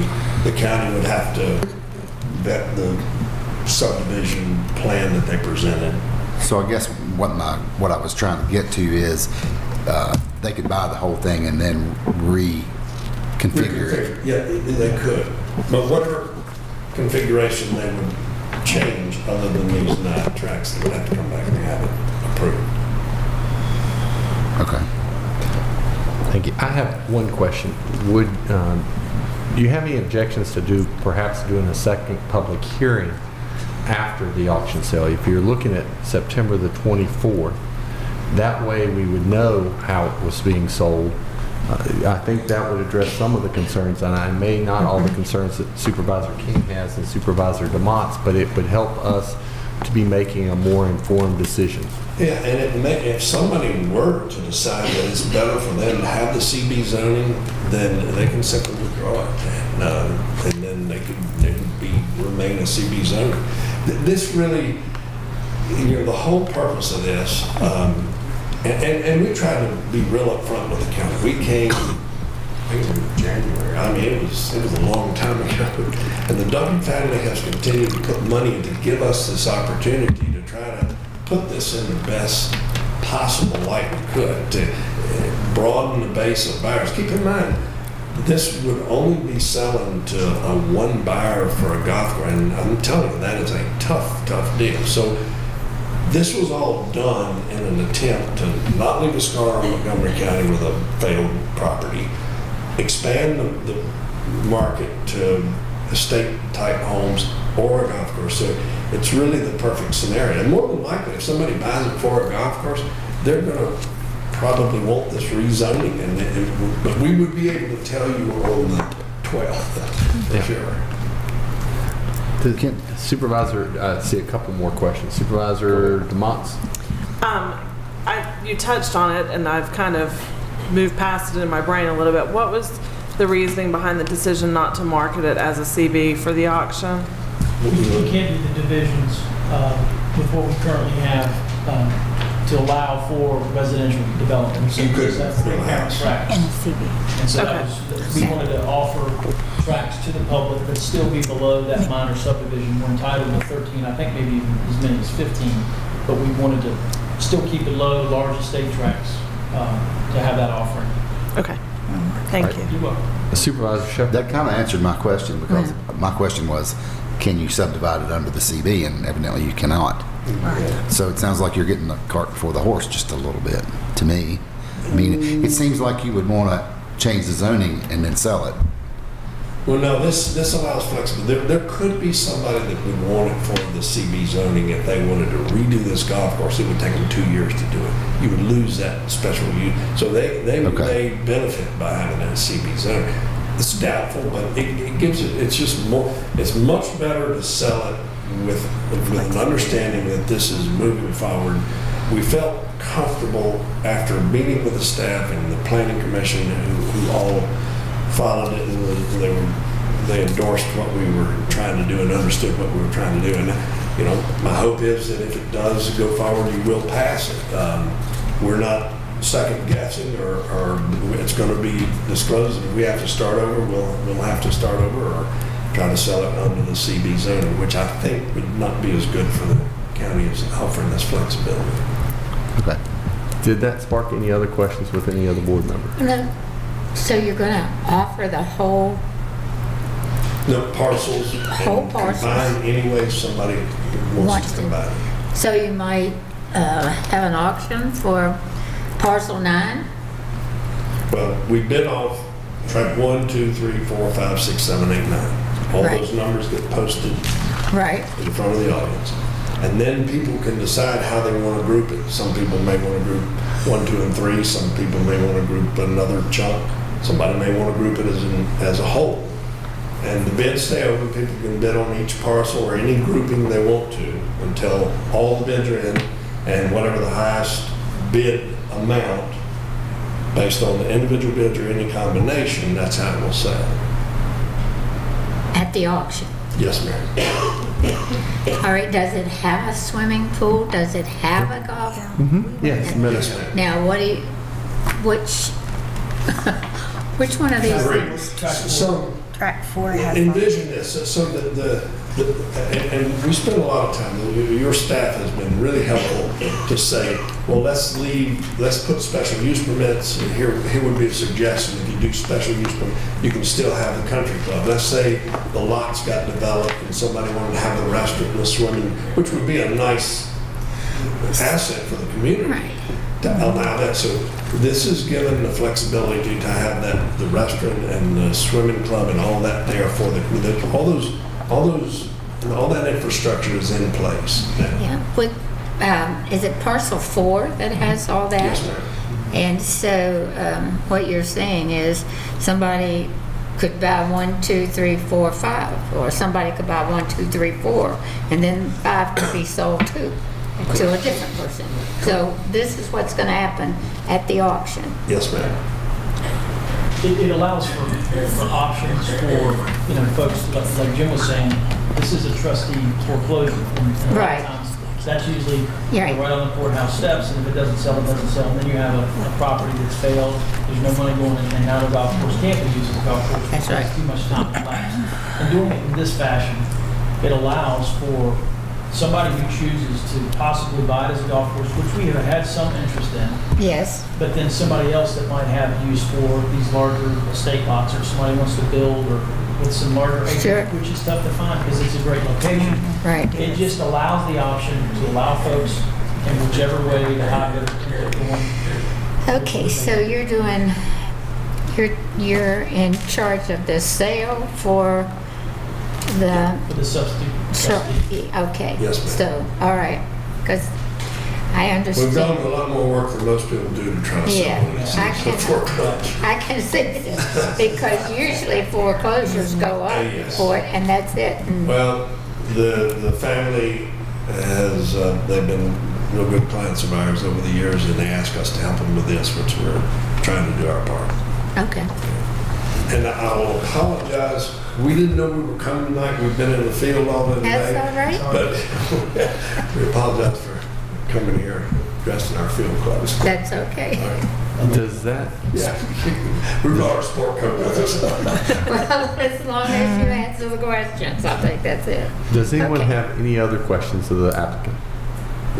That being said, I guess I'm going to go ahead and open it up to the public hearing to see if there's anyone. There's no one signed up, but that does not mean that you can't come forward. Each individual citizen, I would ask that they state their name and address, and they'll have 5 minutes. This won't be a time period where the board responds to questions, but it's our turn to listen to each individual citizen that comes forward. Is there anyone? Yes, ma'am. Would you like to please come forward, state your name and address, and you have 5 minutes. My name is Ruth McLachlan, and I live at 1542 Putter Lane in Christiansburg, which faces the 10th green off the meadows. And I have lived there for 17 years. I moved there with my family because I was teaching in Christiansburg, and I wanted to live in the community where I was a teacher. And I would request that the board look favorably upon their application. I came to the planning meeting. I didn't speak at the planning meeting because Floyd Childress kind of summed it up. There's 8 of us that live in a little cul-de-sac there. It is very tranquil. The Childress's farm is an easement. It will not ever be developed. His family farms that land, and his son is destined to take over and to continue to farm that area. And I think that while we've been there for 17 years, the golf course has changed hands maybe 3 times. And so it's always been a little tentative with the opening of the golf course in Minor, and then of course the river course.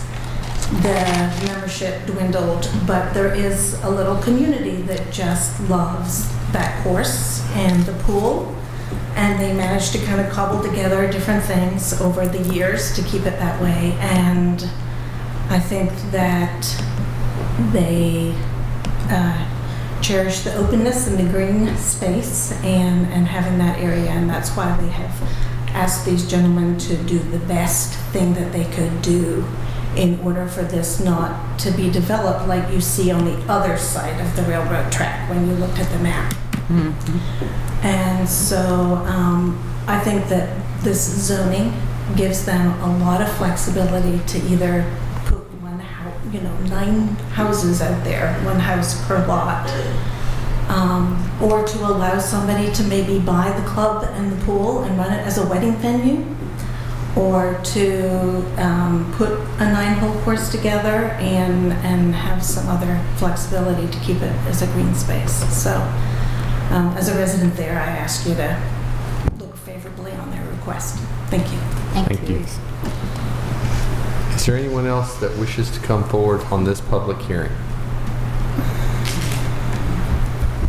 At this time, I'm going to go ahead and close the public hearing. As far as discussion, well, I would not. Are you saying that you wanted to vote on it at this?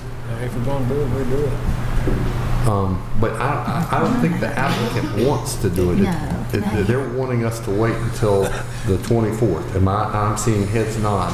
Well, I'd like to make a suggestion to Craig, and if any other board member has input. I would like to see us, Emily and her staff are busy. I mean, I've been down there talking to Bob. We've had meetings at 6:30 in the evening, and they still down there working. If we could implement something, if you come up here, be ready to have it moving forward.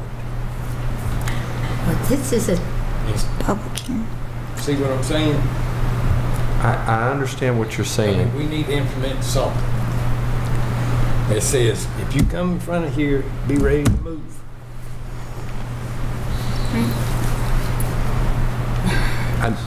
And I understand what you're saying. It's just that I feel like I understand what they're trying to be, at least from the, and as a liaison, Mr. Childress came forward and, as she said, summed it up very clearly that that they were very much in support of at least trying to see if the golf course could make a go of it. But everybody, I think, recognizes the economics that golf courses aren't making it. And I think the community's hoping that the golf course is able to stay, but maybe it won't be able to. And they're trying to give these folks as much flexibility. And I know it did take up a lot of Emily's time and our staff's time, but man, it makes me feel good when I hear our staff, everybody's praising it and talking about how great our staff is to work with and how great that they are about trying to be able to find ways to get things done instead of just telling people no. And you hear about that in so many communities that the answer is always no, you can't do this. Instead, Well, I didn't tell them to say no. No, but I I'm just know. saying, tell them, if you want us to do this, be ready to move forward. won't they be ready the next time it comes? I mean, on the 20, when is ours, the 26th? I believe it's the 25th. 25th. So they'll be ready to move forward when they come. But I what they're think why they're saying, wanting to hold off on it is so they can hold on to that special use permit for that clubhouse. yeah, If somebody wants it. there's a that's clubhouse the and whole a purpose. pool and all that other stuff. Yeah, So but I all think, I'm saying is, You're tying staff up when they could be working on other things. I understand what you're saying. And I mean, bless their heart, M&M does a wonderful job. They're busy. Well, yeah. That's all. Okay. I've got just one request.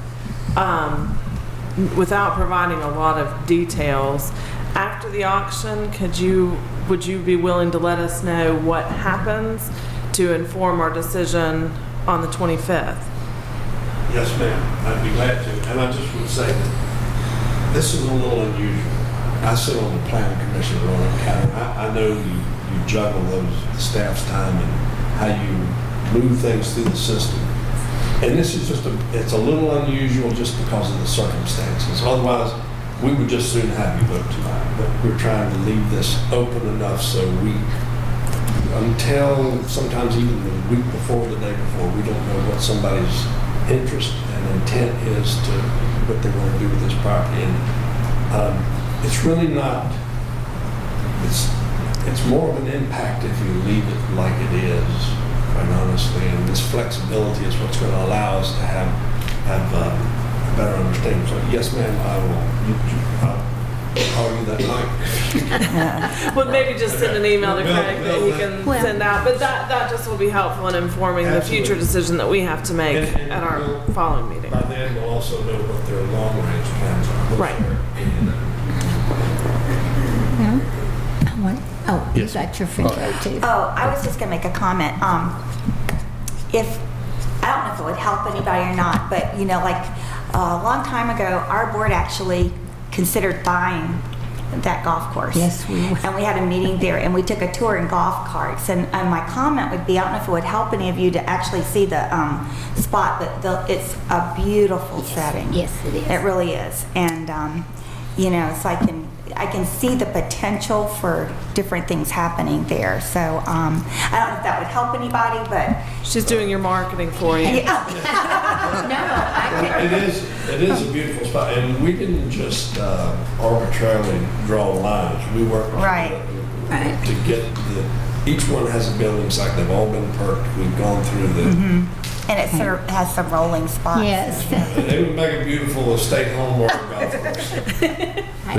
I was going to say that too, because I remember very distinctly going up a very steep cart place out there in that particular area. I think one of the reasons for our waiting is around the street, not far from my house, was an absolute auction for a house and all the contents. This week I went by it, and it has a sold sign on it. So somebody has bought it without it going to auction. Okay. So is that a possibility here? Well, it's a little more difficult under the circumstances because it is a trustee sale. And typically, yes, we could do that. This would be a very difficult thing. I won't go into the details. I know. But, only because we are selling it for the people that own the golf course. Right. Oh, well, I'm selling And for the that's trustee. more than one person. Yes, well, we're selling for the trustee of Right. the deed of trust. As a These people, substitute yeah, trustee. so they have endorsed it, but even the members of the golf course community have agreed to everything and endorsed what we're trying to do, and have appreciated it. No. We're trying to get them as much money as we can so that it all can go. Well, yeah, I can understand So, what you're trying to but do. Because it's a trustee sale, it would be difficult to increase it. To have somebody If you sell. want to make an offer, we can talk about it. How about $5? I got $5 in my wallet. That being said, and since I don't think that we're going to come forward with that, and the next item on our agenda is, and before we leave that, would y'all want a public address before, to give the public an opportunity to speak before we vote? And Marty, would that be allowed? You mean change the agenda and not do the next public hearing? Well, we could do, no, we, at 25th. 25th, before we vote, have a public hearing as well to give, by then we'll know who the owner is and give the public specifically the right to comment. Can I ask a question? I'm not sure Should if we, we'll have enough time to advertise. should they continue, what if they continue the public hearing tonight until the 25th? Can they No, do? well, the problem is that I think he's talking about it would possibly change what you're advertising tonight. You would advertise it. It may be hard to make that 25th. You could make that first October meeting with no problem. But you want to just see if it changes first? Well, I guess we could see if it changes, and also we could set up our public address to come before that vote, and so we You could could do allow that. public You can do address that. to Yeah, public address. specifically That's what address I was that. asking. You can do Okay. that, yeah. All right, so that's what we'll, all right, next item of business is Neat number brochure, 4. Is an ordinance amendment, Chapter 10, Clean Earth Fill. An ordinance amending Chapter 10 entitled Zoning of the Court. Oh, did I close the? I did You close. did. Yes, that's what I thought. Entitled Zoning of the Code of County of Montgomery, Virginia, by amending sections 10-21, 10-41, and 10-48 respectively by designating Clean Earth Fill area as a use permit by right in A1 agricultural district by adding supplemental district regulations for clean earth fill areas, by reducing the acreage requirement for construction debris and rubble landfills, and by amending section 10-61 definitions by defining the terms clean earth fill area, inert waste, landfill construction debris, landfill rubble, program administrator, soil and spoil. Emily, man, it is your night. You're so One of my lucky. favorite topics. And probably one of yours too, if you remember, back before I even got here. Back in the spring of 2014, there were some folks that came to visit you to tell you about some contractors' yards. And these yards were getting filled, but it wasn't through any sort of permitted process. And so staff talked with the county attorney, and the county attorney said if that's the main use of the site and they don't have any other use, it's not permitted unless we add it as a permitted use in our zoning ordinance. So shortly after that, the board asked the planning commission to consider a text amendment for looking at this in A1. And so the work began in 2014, and from what I can tell, it was vigorous. DEQ came out, there was a work session, the commission started sort of just going through everything, and it was Marty put together an ordinance based on some input he had from other localities. But it's a very complicated subject, and the ordinance was a very complicated ordinance. And so when I got here in 2015 and I said, oh, this has been tabled, let's pick it up and get to work, I did the same thing, pulled in DEQ, and we started looking at it.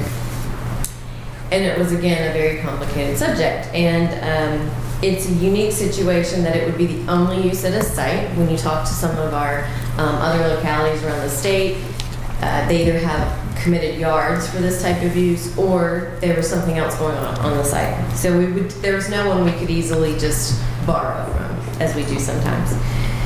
But we are getting a lot of requests. So as development takes place, we have dirt is moved and it needs to go somewhere. And we have contractors and developers that want to do the right thing. Unfortunately, we didn't have a clear path for them. And so staff working with Scott Woodrum down in Environmental and the Planning Commission just committed to really trying to get to a solution on this. So we picked it back up with the Planning Commission earlier this year. And we started with that same ordinance. But what you see in front of you tonight is sort of we tried to make it a simpler version. So I'm going to walk you through that. When we say clean earth fill, we're talking about general rubble and dirt. As you looked in your definitions, it's not things that are woody, it's not debris from sites. And it's important to make sure that we talk about up front. It doesn't apply to an existing parcel that's creating an accessory use. It also doesn't apply to a parcel being used for bona fide agriculture. So as we would go through a lot of these scenarios, as you can imagine, the what ifs always look like, well, what if a farmer wants to bring in this many loads and they're just trying to make a better pasture? That's not covered in this. This is basically that it is the main use of the property. So if it's an agricultural parcel, ag is the main use, and this would be accessory. And then there's a whole host of other things for agriculture. They would have to meet E&S, but probably not stormwater. So there's still some checks and balances in place, but this is, you just own a piece of property and you want to be able to bring dirt from another project there. And that's the Cliff Notes version of all those pages you have. That was actually the Cliff Notes to the Cliff Notes. Well, it is getting late, so I was just. And you can see here, this is there's only these two pictures, and they are sites in the county. You can see this site here. It even had a silk fence, but just due to the way that it sloped, topography, compaction, you can see, not so much from this picture, but we have others, where it was about to push this over. So the reason that we're looking at the movement of dirt is not because we don't have anything else to do. There's a lot of impacts associated with this use. Noise, the trucks coming in and out, not only if you've ever heard a dump truck dump the dirt, it's not very quiet. They slam the beds. And so that was one of the things that brought the neighborhood to you back in 2014. They could hear the trucks, whether it was the jake brake or the slamming of the beds. The dust that can be created, whether the site is stable. So if your neighbor is bringing a significant amount of dirt and they're not stabilizing it, if we have one of these giant rains like we can have, all that can end up on your property. So it's a matter of making sure that we have some stabilization there. And then the commission's biggest concern was scale. They didn't want to make it so that every person that came in had to go through a special use permit process. But they also understood that on some level there needs to be oversight. And so that's one of the things the commission has struggled with the most is where's the cutoff point for this? Access, making sure there's access to a main road, and then what's the future use of the site? You know, if you fill a site and then later on it's growing grass on it, it's going to look like any other grassy field. But you can't put a septic system into a fill area, and if you are going to build on it, there's some geotechnical work you've got to do. And so we had to consider all of those things as we move forward with the ordinance. So this is basically what you have, a by right option for small fill. And then we already had language in the ordinance for what was called a landfill operation. And even though we had 3 different types of landfill talked about in the ordinance, only one was defined, sanitary landfills, which is the one we all think of. There was no definition for construction debris landfill or rubble landfill. So as we talk about this cleaned fill and this inert waste, we're talking about that second one there, rubble landfill. We're not talking about construction debris, but we figured it needed a definition, so we would go ahead and put that in there in case we ended up having a contractor that said, oh, this isn't just dirt, I've got some rebar and other pieces. We then would have a process for them to move forward with that. So we added all of the definitions that you see there. And basically, we needed to define this area so we could list it in the use table. Inert waste was really important because if you're putting other things in there, you're going to have more settling issues. So we wanted to make sure everyone knew it was just dirt and some rock. The 2 landfills I just mentioned. Program administrator is really important. You'll notice that throughout the ordinance, and that's because we have to work very closely with our program administrator, who is our county engineer, Scott Woodrum, and he's been very helpful as we've been working through this to make sure that we put in things that match what are our E&S requirements, to make sure that we're doing things that don't conflict with each other's ordinances. These are the definitions that are provided, and you'll notice these match what you had in your packet. The red here was highlighted for Planning Commission. Marty wanted to be very specific here. So clean earth fill area is going to be up to the 15,000, and rubble landfill is going to be more than 15,000. And one of the things you're going to notice as we move forward is it's also clean earth fill areas are for a period of 1 year, regardless of what the volume is. If one happens to open next to you, you will know that it's going to be a period of only a year. Anyone who wants to go longer than a year is automatically going to trigger rubble landfill, and that's an SUP process. So for A1, it was added to uses by right, specifically in 1021, and then it references 104122. And these are the conditions. So this person will come in and they'll basically get a zoning permit just like any other, building a house or any other type of use. But as part of that zoning permit, we have these conditions that we do as staff administratively in-house. and we'll make sure that the requirements there are met. And these are summary bullet points. You notice there's more text that goes along with them, but these are just the basic things. No ponding of water, not located in the floodplain, things like that. The 50-foot setback from adjacent properties, that's unless that adjacent property is identified on your plan. Sometimes you're going to have those in common ownership, so we tried to work that out. The hours of operation, we don't put that on a lot of uses, but again, this has a noise element to it. Making sure it has access to public road frontage.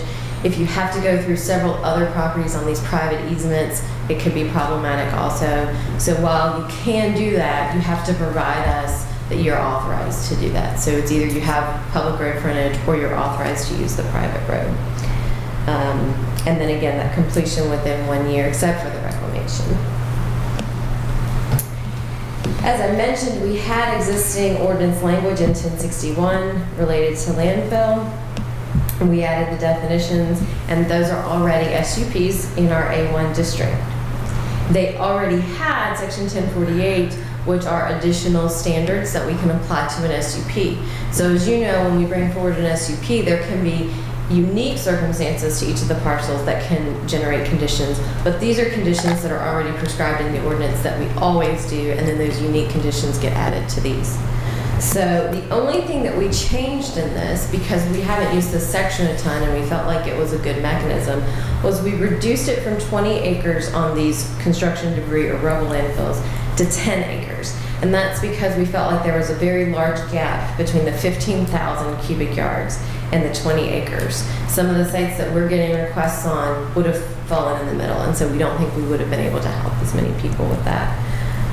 So the commission wanted to reduce that down to 10 acres. But basically, it's everything that we would require for an SUP process.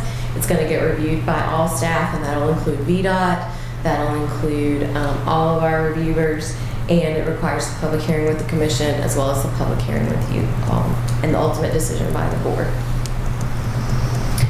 So in summary, your ag uses and existing parcels are going to go through a separate process that's not covered through this text.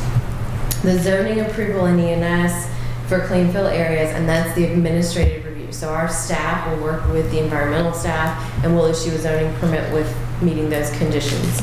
And then an SUP along with ENS and stormwater is going to be triggered if it's longer than a year, greater than 15,000 cubic yards, and that's an SUP. Our commission held our hearing, and I think they might have cheered a little bit because they, like I said, have been working on this since before I got here. And so they overwhelmingly liked this version a lot. We have a couple of commissioners, and Mr. Tuck can speak to this a little bit. We have an engineer and some other folks who had really just pulled out their hair on this. And what we came up with and are bringing forward to you, we feel like is the strongest draft that we've had. And we are looking forward to being able to provide some direction with it. And that's all that I have. I'm sure you might have some questions for us. Not everyone knows as much about clean fill as we have the luxury of knowing. I will start off with the Supervisor Shepherd. Do you have any questions? So, I know construction material also kind of means like wood and stuff that would rot. Is that right? Construction material can be a variety. So you said the other is just dirt and rock. Does that include concrete? It can include concrete, brick. Okay, you've already answered the question. Okay. Okay. Supervisor DeMontz? All right, I have a whole lot of questions. Okay. So, just to prep all you Okay, guys. that's okay. First question, does this create an opportunity for landowners to use their property as an income generating clean fill site?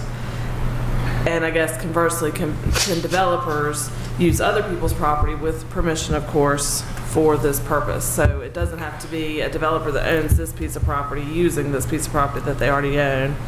And this property owner can give permission to this developer and possibly use it as an income generation tool. That's very true. So that's a good point.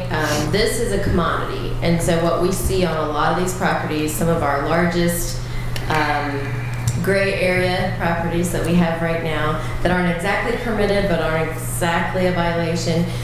It basically, they pay you by the truckload to take the dirt. It needs to go somewhere. There's a project going on, it needs to go off-site. There's a mechanism in place that makes sure that on an approved plan, you have to say where the dirt is going, and there has to be an approved E&S plan in place for where it goes. And that's between any jurisdiction. So sometimes it's a town project coming into the county, and it could be vice versa. So there's a mechanism in place, but yes, it's very much a commodity, and there's money to be made from accepting the dirt. So you've kind of already answered it, but who would be likely to require a clean fill or rubble site? So it's a variety of things. One of the things we've learned recently in our many hours talking about clean fill is there's a lot of bad dirt in Blacksburg, and so it needs to come out, and then they truck other dirt in. So any project that's going on in certain parts of the town, they're going to need that dirt to go somewhere. Sometimes it's VDOT, it's a road project, and they don't want to truck it across the state to a different site, so they want to be able to use something locally. But any sort of development that has to excavate in order to get their pad ready would be someone that could benefit from this. What is the cost of a special use permit for something like this? A special use permit for the rubble landfill would be a $500 application fee, plus the cost of advertising. So who oversees the special use permit? I guess that would be Scott Woodrum. Would oversee the inspections and... So if the SUP is approved, yes, there has to be an E&S plan, and it goes in part of his inspection. So they have to get the zoning approval for the use. Once they do, they have to work off of their E&S plan, and our giant E&S staff puts it into the queue for inspections. Was that a request for another E&S staff member? She has a whole wing. And I promised you guys this was going to be a lot of questions, so I'm going to fulfill that promise. Are clean earth fill sites generally approved for one project, or would it be multiple projects that would be able to use it, and then reclamation would begin a year later? So on a clean earth fill area, as we define it, it can be multiple. That volume of 15,000 cubic yards is going to be your max. So if you have 10 and you have 5, we could max out, and both would be able to use it as long as it has that valid E&S permit, and then reclamation could begin. Does the special use permit spell out who's going to be using the clean earth fill site? So the special use permit is for the rubble landfill. So what I just described, having that 15,000 max, is for your standard zoning permit with the conditions. The special use permit would not likely, unless for some reason someone knew for sure. What we see with these is a lot of times someone comes to me and I've got a large piece of property, it's got some valleys in it, and they say, hey, would you take our dirt, we'll pay you for it. And I say, sure, great, I can make money and this isn't doing anything. What happens is then word gets out. Oh, Emily's got a site, and so you're done, but now Mr. Shepherd has one. And so people don't really anticipate the growth, and that's one of the reasons we put the year time frame in there, because if someone has a finite amount, otherwise they may very well want to go forward with the SUP so they can have that flexibility. And you answered in your presentation, in the future, if a site is used as a fill site, it can then be built on in the future as long as it's tested for compaction and... So we've talked a lot with the building official about this because we actually had a site that was being used very close to some residential lots that were getting ready to be platted. And we talked to Bill Yeager about what that meant for foundation work. And he told us what it meant, and it means a lot. They have to do some testing. They have to make sure that it can support it. Potentially even an engineered foundation has to go in place. So one of the things that we're looking at is they already do that anyway. They already, sort of let them know what to expect based on the type of soil, shrink, swell, things like that. We'll also be mapping these areas throughout the county. Our GIS staff will make these available so that a building inspector will be able to tell someone up front, this is very near a fill area, and you very well may need to do an engineered system, just as an extra layer of should we have a lot of these, or should we have someone develop one and then turn around and sell it, and you not know what's under the grass there. But yes, And I think that's the big thing. So, 3 more questions. This is only for unincorporated parts of the county, so it doesn't, the 2 towns are exempt from this policy. I guess first part of the question, are you aware of any clean fill policies in either the towns of Blacksburg or Christiansburg? And then the second part of the question would be, does that mean a lot of dirt or clean fill is coming out of the 2 towns into the county? And what does that mean for staff time spent managing it, erosion and sediment control, we etc.? are already seeing projects in the town and their dirt coming into the county on various levels. And it's happening regardless.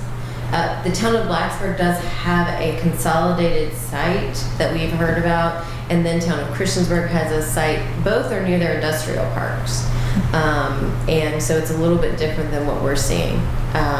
If we wanted one of those, we could, with our giant staff, be able to do that. But it's a use that's much needed, and we know that only certain types of projects, meaning certain requirements, can go into each of those based on how the towns have those set up. And I don't have the specifics on them, but we know that there are some standalone sites that both the town of Blacksburg and town of Christiansburg have. And then for any kind of application, special use or zoning permits or any kind of applications, will there be a requirement on the application to locate any creeks, streams, or waterways on the plans? They will have to locate things like the boundaries and any other features that are on there. They'll also have to tell us where the floodplain is, because it is a requirement that this be outside of the floodplain.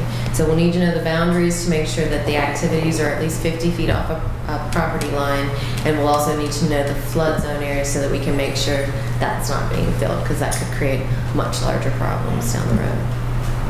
Final question. I feel like we're playing a game show. Can we add language to the code section that prohibits clean fill or rubble sites within a specific, maybe 100 feet of a waterway, just for the purposes of controlling erosion sediment as it flows into waterways? We certainly could. Typically, I was going to say floodplains, there's going to be a distance in regards to how close they can be, and I'm not certain, but that'll... I think that would take care of it in most cases, but if there was an exception, we could provide a specific distance, and then in the code we'll go with the most specific.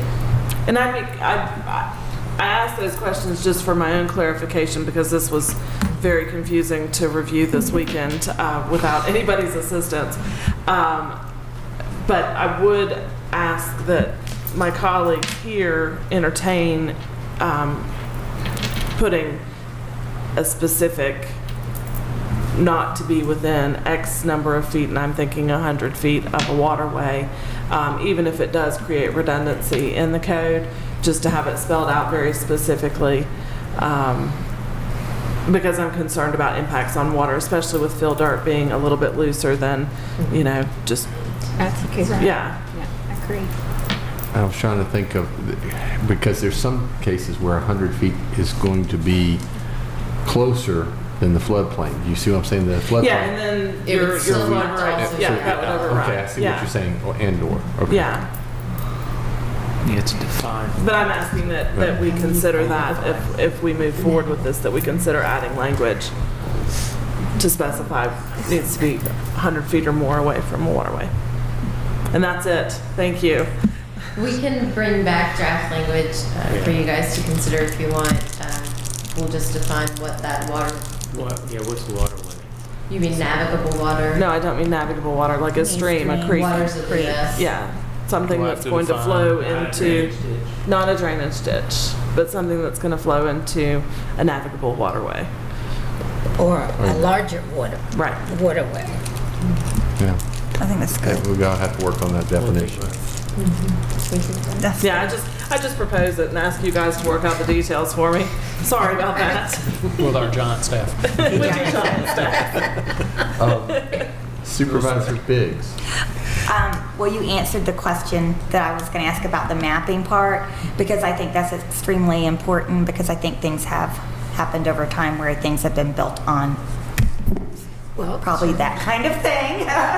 And my house and is. I'm glad that we're addressing this because one of the things that April was sort of asking about, like the dirt from Blacksburg, you called it bad dirt. I see more and more development as Virginia Tech expands, not just in Blacksburg but Christiansburg too. And where are you going to put things? Well, you're going to take them probably out of town. So I think this is really timely, and I'm really glad that we're addressing it. And I support April's, Training yes, committee. yeah. All right. Supervisor King.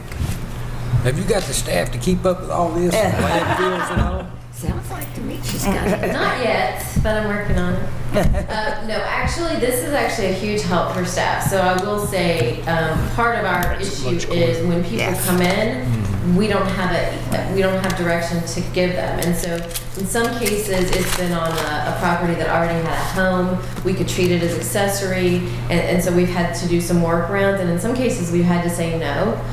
So this is actually a huge help for staff to kind of have a blueprint and be able to provide the direction.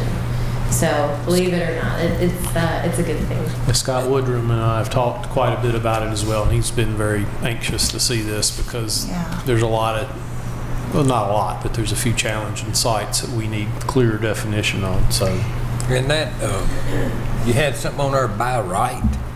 What was that? So the by right is an A1 for the clean earthville area up to 15,000 cubic yards.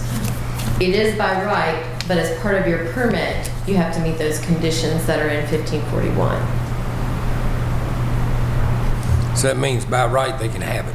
Yes. Right, but they've got to comply with the conditions. They've got to do the things about having the road frontage. They've got to do the things about making sure you don't affect your neighbors. You still get to do it, but it's by right. So if you're filling in, not filling a sinkhole, because we went through that, don't fill in the sinkhole, but if you're filling in a low-lying area, you can do that, especially if you're on a farm or those type of things in A1. I'll be upfront with you, I don't like that part. Well, the biggest part is there's no legislative approval, just administrative approval. It is administrative with staff. It's similar to a house being allowed by right, but we still require certain conditions to be met. So that would be the thing to liken it to. Just like in a commercial property, a business is allowed, but then we have conditions that they also have to meet. These are the conditions they have to meet for this. I don't like that part. One more question. You got 7 a.m. to 7 p.m. Is that law? That would be part of the permit if it were issued. That would be law, yes. You might try 8 o'clock.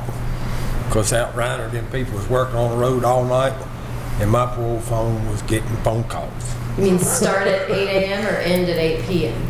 Start at 8. Okay.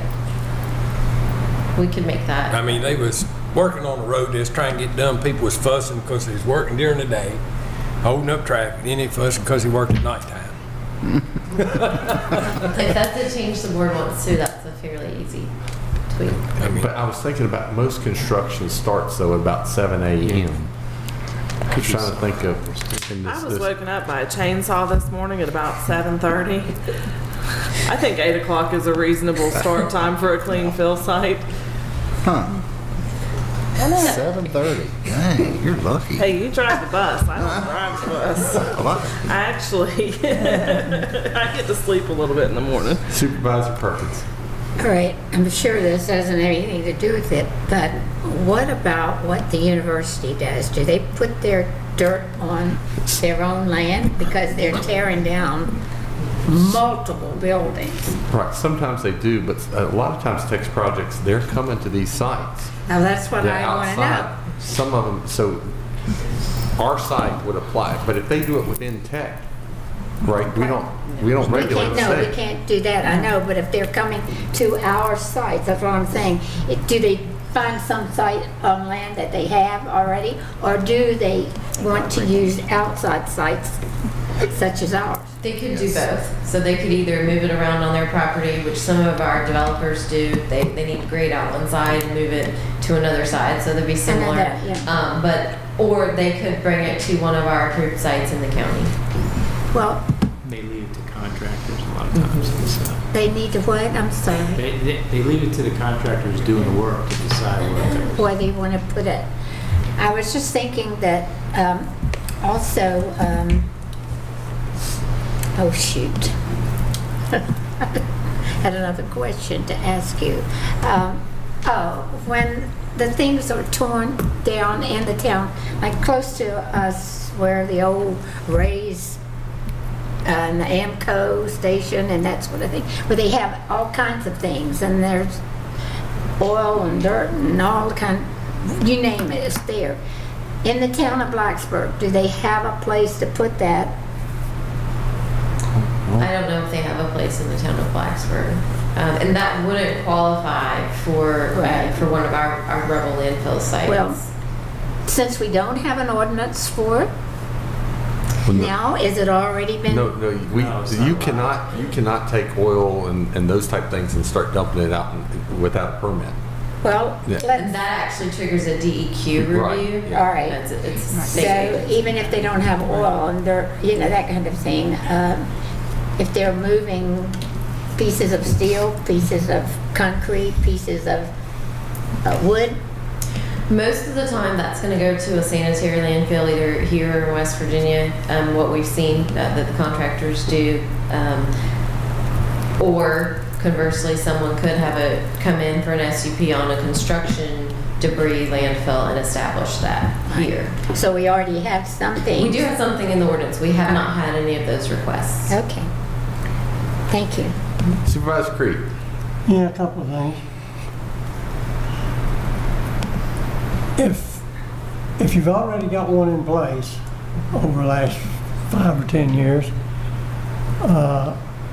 what is the size of something you can do, and does it go up in cost as far as the application fees and stuff? If someone already has one in place, they would just have to meet whatever their current ENS supports.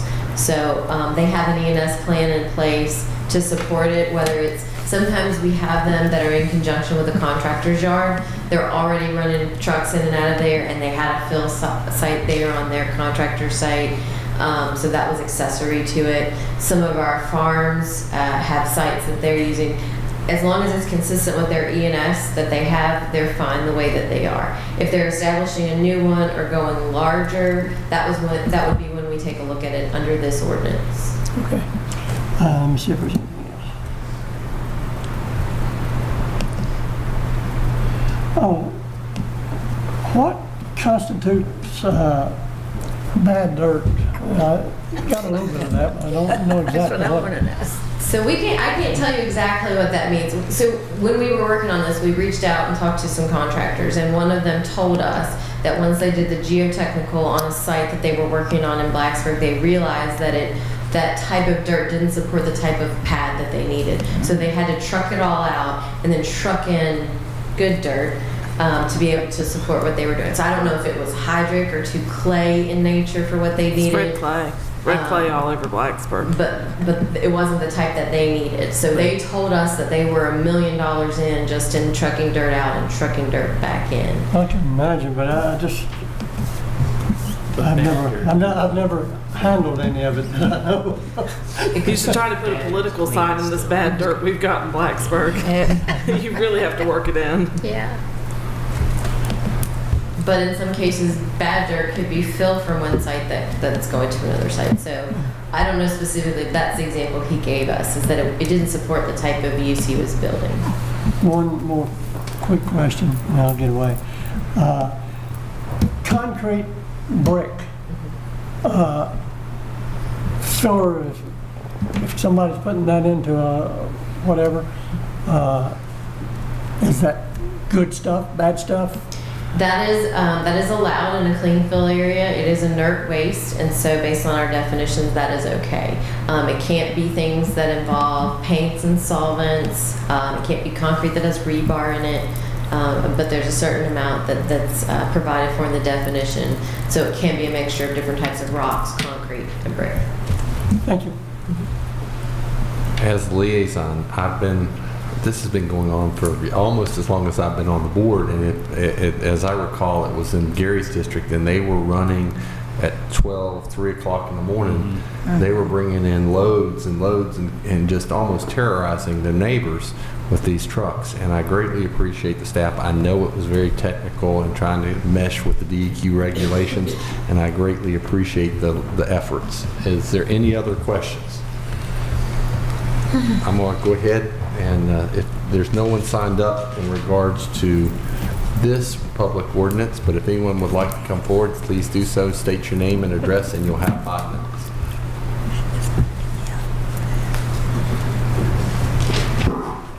Linda Majors, 2620 Mount Tabor Road. I didn't come to speak about this, but I need to tell you what happened on Mount Tabor Road. At the corner of Price's Fork and University City Boulevard, there was construction. I don't know what it's called, but y'all know it's big. Stuff is being trucked down Mount Tabor Road, truckloads of stuff, and I don't think it was clean dirt. A neighbor called about this, it was reported, and I don't know when they had to truck it out, but it totally stopped immediately, and it was dealt with, maybe by the sheriff. The next incident that happened, probably within the past year, is on Shady Grove Lane, just off Mount Tabor Road. If you're familiar with the area, you know the karst is incredible there, really deep. People that have been long-time homeowners there sold their house and sold a lot separate that had a lot of deep karst on it. A contractor bought 10 or 15 acres, whatever the lot was, and put a barn and 2 homes on it. And the 2 homes were small homes, but they were straddling 2 sinkholes. I talked to him about that. I got the distinct impression he had no clue what karst was. Then there were a bunch of dump trucks going up, maybe with clean dirt, filling in the sinkholes. I heard Chairman talk about sinkholes, but I didn't happen to catch it in the presentation. But this is, and it goes along with what April DeMotts was saying, sinkholes shouldn't be filled in. And in fact, a neighbor not too far from there had said that after other people moved in, the water was different. I would like to make sure that karst is definitely addressed in this, and once the pipeline's over, maybe I can do more with some kind of zoning or something in that particular area, because as I said, this contractor didn't seem to know, just thought these were just some holes here. We can just go ahead and fill in. So I just want to bring that to all of your attention. I didn't come here to speak about that, but certainly it caught my attention. Thank you. Is there anyone else who wishes to come forward and address the board on this issue? Seeing no one else coming forward, I'll go ahead and close out this public hearing. And next up is on our agenda is public address. Anyone who would like to come forward, you state your name and address, and you would have 5 minutes.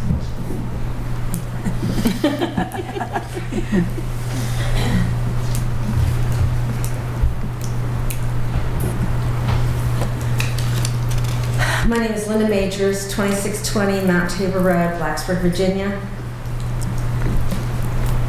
Our Virginia Governor, McAuliffe, has had his thumb directly on state agencies as he promotes both pipelines. I know this by private, confidential conversations and by observing what is inexplicably happening in our state compared to New York State.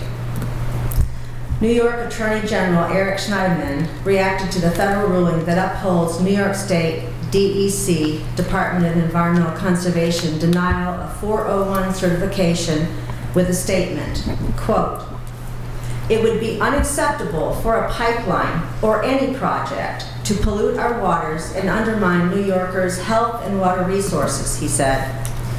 "Today's decision marks a major win for New Yorkers and for the state's right to take the actions necessary to protect the public and our environment. Unfortunately, our governor does not feel this way. Virginia's health and water resources are apparently expendable.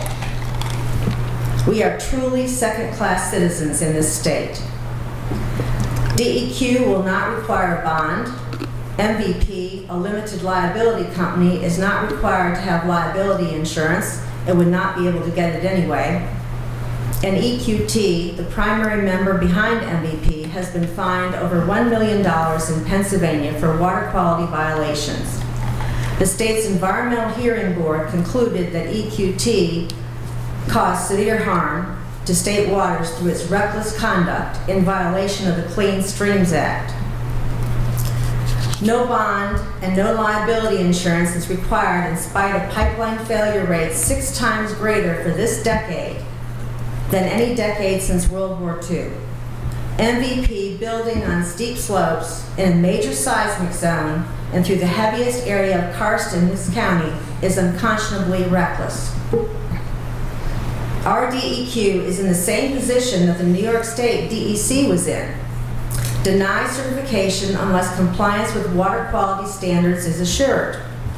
Unlike the action of the New York State DEC, our DEQ closed the comment period before the application was complete and before any information was included for the Roanoke River watershed, which starts at the top of Brush Mountain in Montgomery County. Dinah Christophilus, president of the Roanoke chapter of the Appalachian Trail Club, stated in her comment to DEQ, dated August 22, 2017, quote, "Mountain Valley Pipeline elected to submit its site-specific plans for control of erosion and sedimentation in 4 parts. The first filing, Spread 8, was so deficient that it had to be completely redone, based on 29 pages of feedback from DEQ's consultant, 3E. Consequently, no data has been received for the entire Roanoke River watershed, and spreads 9 and 10 are not due until September 8th. It is unclear when spread 11 will be received. This means that no one in the Roanoke River watershed has any project information. The information in these filings is very important for understanding potential impacts both during and after construction," end quote. The director of the DEQ is a political appointment by the governor. Director Paler says that a decision will be made on science and the law. If science was involved, the route would not be dividing the Slusher's Chapel Conservation Area in half, cutting directly through all the water supply from Brush Mountain and going into the karst. MVP plans to do all of this in spite of the wishes of another state agency, the Department of Conservation and Recreation. If the governor truly cared about Virginia and its citizens, we would not be this far in the state process based on incomplete and inaccurate submissions. Thank you. Is there any other individuals who would like to address the board? Seeing no one coming forward, I'll go ahead and close public address. I don't recall there being an addendum. No, sir. Is there a motion regarding consent agenda? So moved. Is there a second? Second. Any discussion? Madam Clerk, would you please call the roll? Ms. Biggs? Aye. Mr. Motts? Aye. Mr. Shevitz? Aye. Mr. Creed? Aye. Ms. Perkins? Aye. Mr. King? Aye. Chair Tuck? Aye. 7 ayes. County Attorney's report. No report tonight, Mr. Chairman. County Administrator's report. I want to wish everybody a very happy Labor Day weekend this coming weekend. Thank you very much. Well, it was quick. Usually there's a couple of things. I had but- 17 things written down, but I'll wait. You want to Okay. go home? Just kidding. Supervisor Shepherd. I just want to say thank you to all the fire and rescue personnel of the county, everybody that volunteers, really appreciate it, and all the law enforcement officers in the county. Thank you. Supervisor Creed. Supervisor Perkins. Nothing right now, except that I as I was watching the people and listening to the longevity of their service, I was recalling early days when we came here and this is about all we had.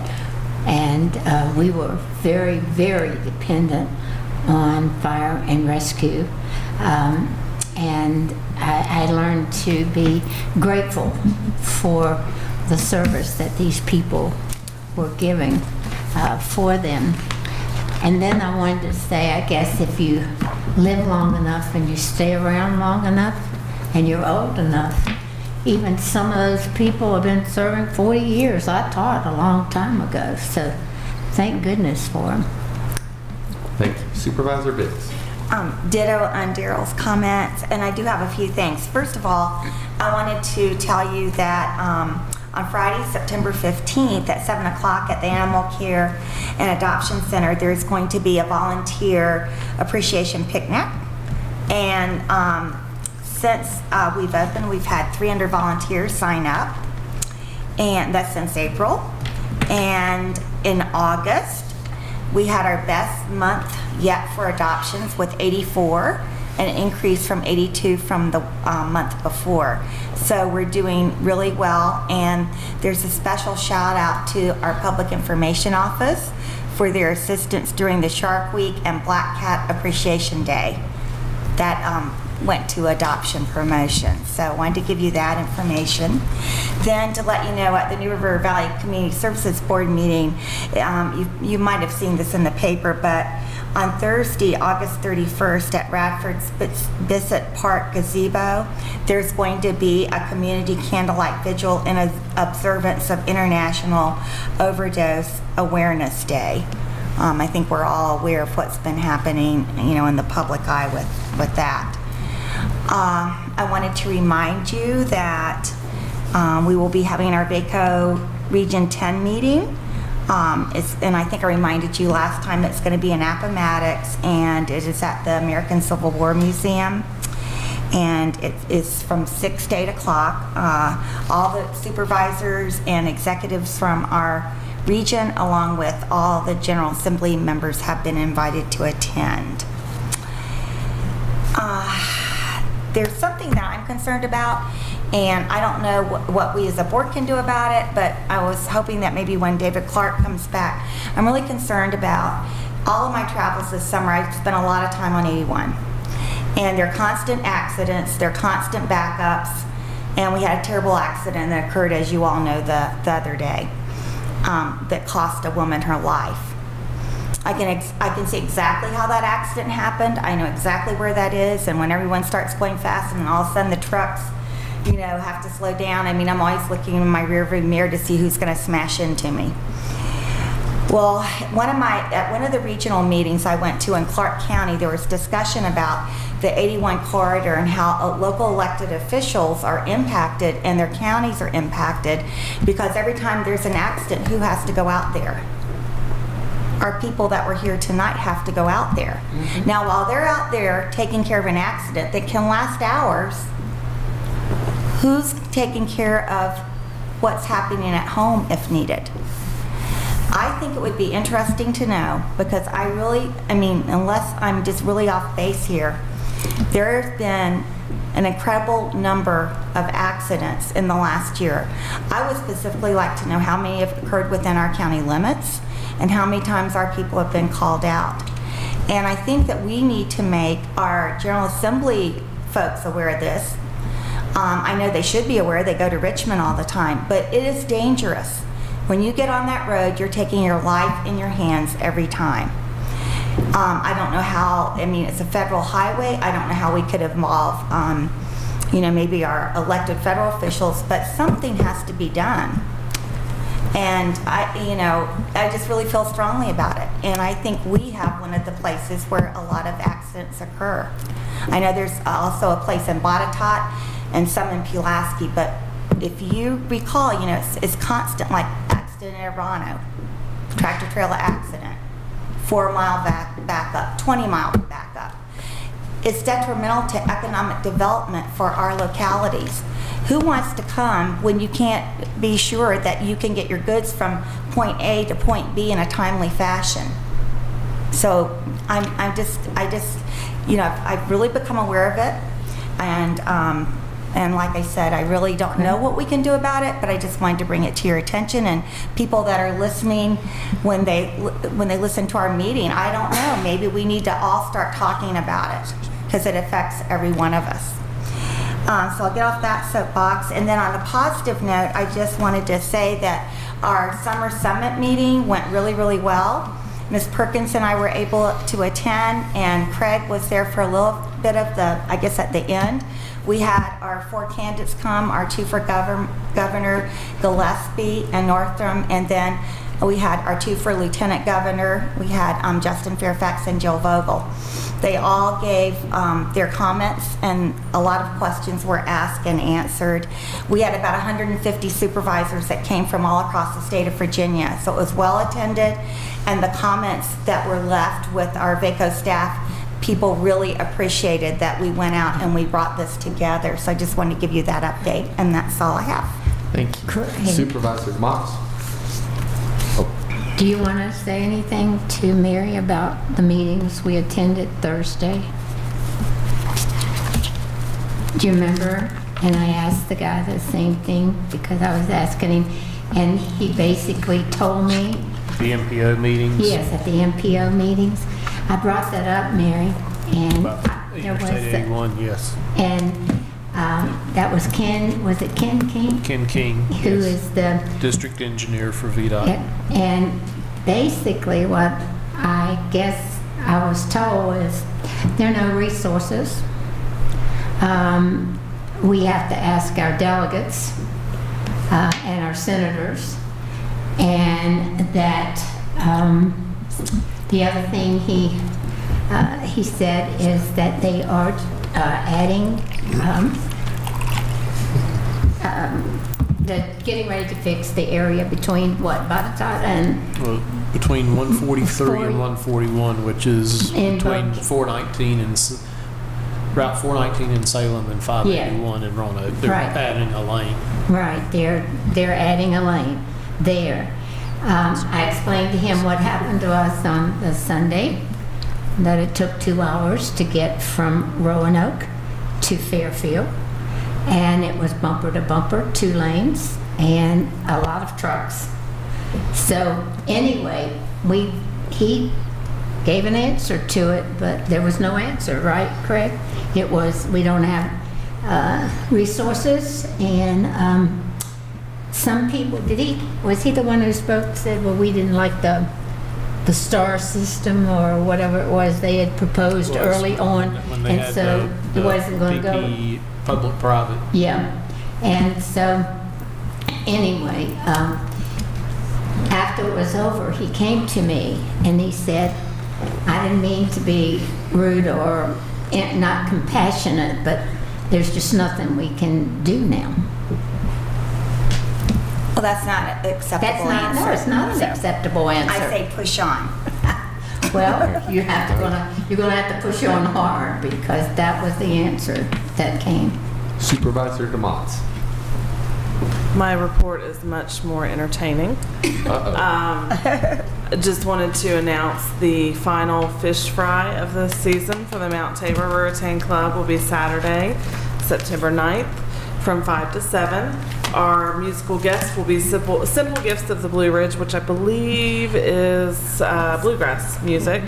So that'll be the final fish fry for 2017. But the club is, we've discussed the community impact that event has. A lot of people like to come out to the fish fries. Yes, Craig? Did you say September 7th? September 9th. I apologize. I may have said September 7th, but September 9th. But a lot of people tell us that they really like to come to that event because they get to see everybody in the community. And so our club has discussed doing 2 breakfast type socials for October and November. Those will be on October 14th and November 11th, so I'll announce those as they're coming up. But those are really good events that kind of strengthen the bonds of the Mount Tabor community. Will it be fish fry again? It will not be fish fry, it'll be breakfast. Do you know a time? Probably from like 8 to 10, but I don't know that we've hammered it out. I'll make sure that everybody knows. I know that I have to be there very early to start setting up for that, so y'all better come. And then this is the 11th year of Sustainability Week, which is a partnership between Virginia Tech, Sustainable Blacksburg, and the town of Blacksburg. Last year we won an Environmental Excellence Award from the governor for our 10-year partnership. This is our 11th year. Sustainability Week is a week of events, things for kids, film screenings, service projects, public art projects, yoga, garden and farm tours, things like that promote sustainability in our community. So please go on Facebook or go online and check out Sustainable Blacksburg, and you'll see the various events that we're going to have. And then just one final note, today was the start of classes for both Virginia Tech and Radford University. I'm sure people have noticed how much busier Blacksburg has gotten if you've been out there. So if you see any college students, welcome them back. Tell them you're happy that we're here, and to be careful in the traffic circles. And that's it. Supervisor King. No report. I just have one thing I would like to point out, that we will be doing an activity at the Meadows, the former or soon to be former AEP property, on September the 10th at 3 o'clock. At that, during that event, we're going to have some ice cream. We're going to have a tip in case it rains, but we'll also be unveiling a plaque recognizing Supervisor Perkins' dedication to our community. And I hope that everyone will be able to attend. And we have invited the Blacksburg Town Council as well, and I'll be signing the deed to transfer the property over to the town of Blacksburg. And so I look forward to doing that event. If there's nothing else for the board, this meeting is adjourned.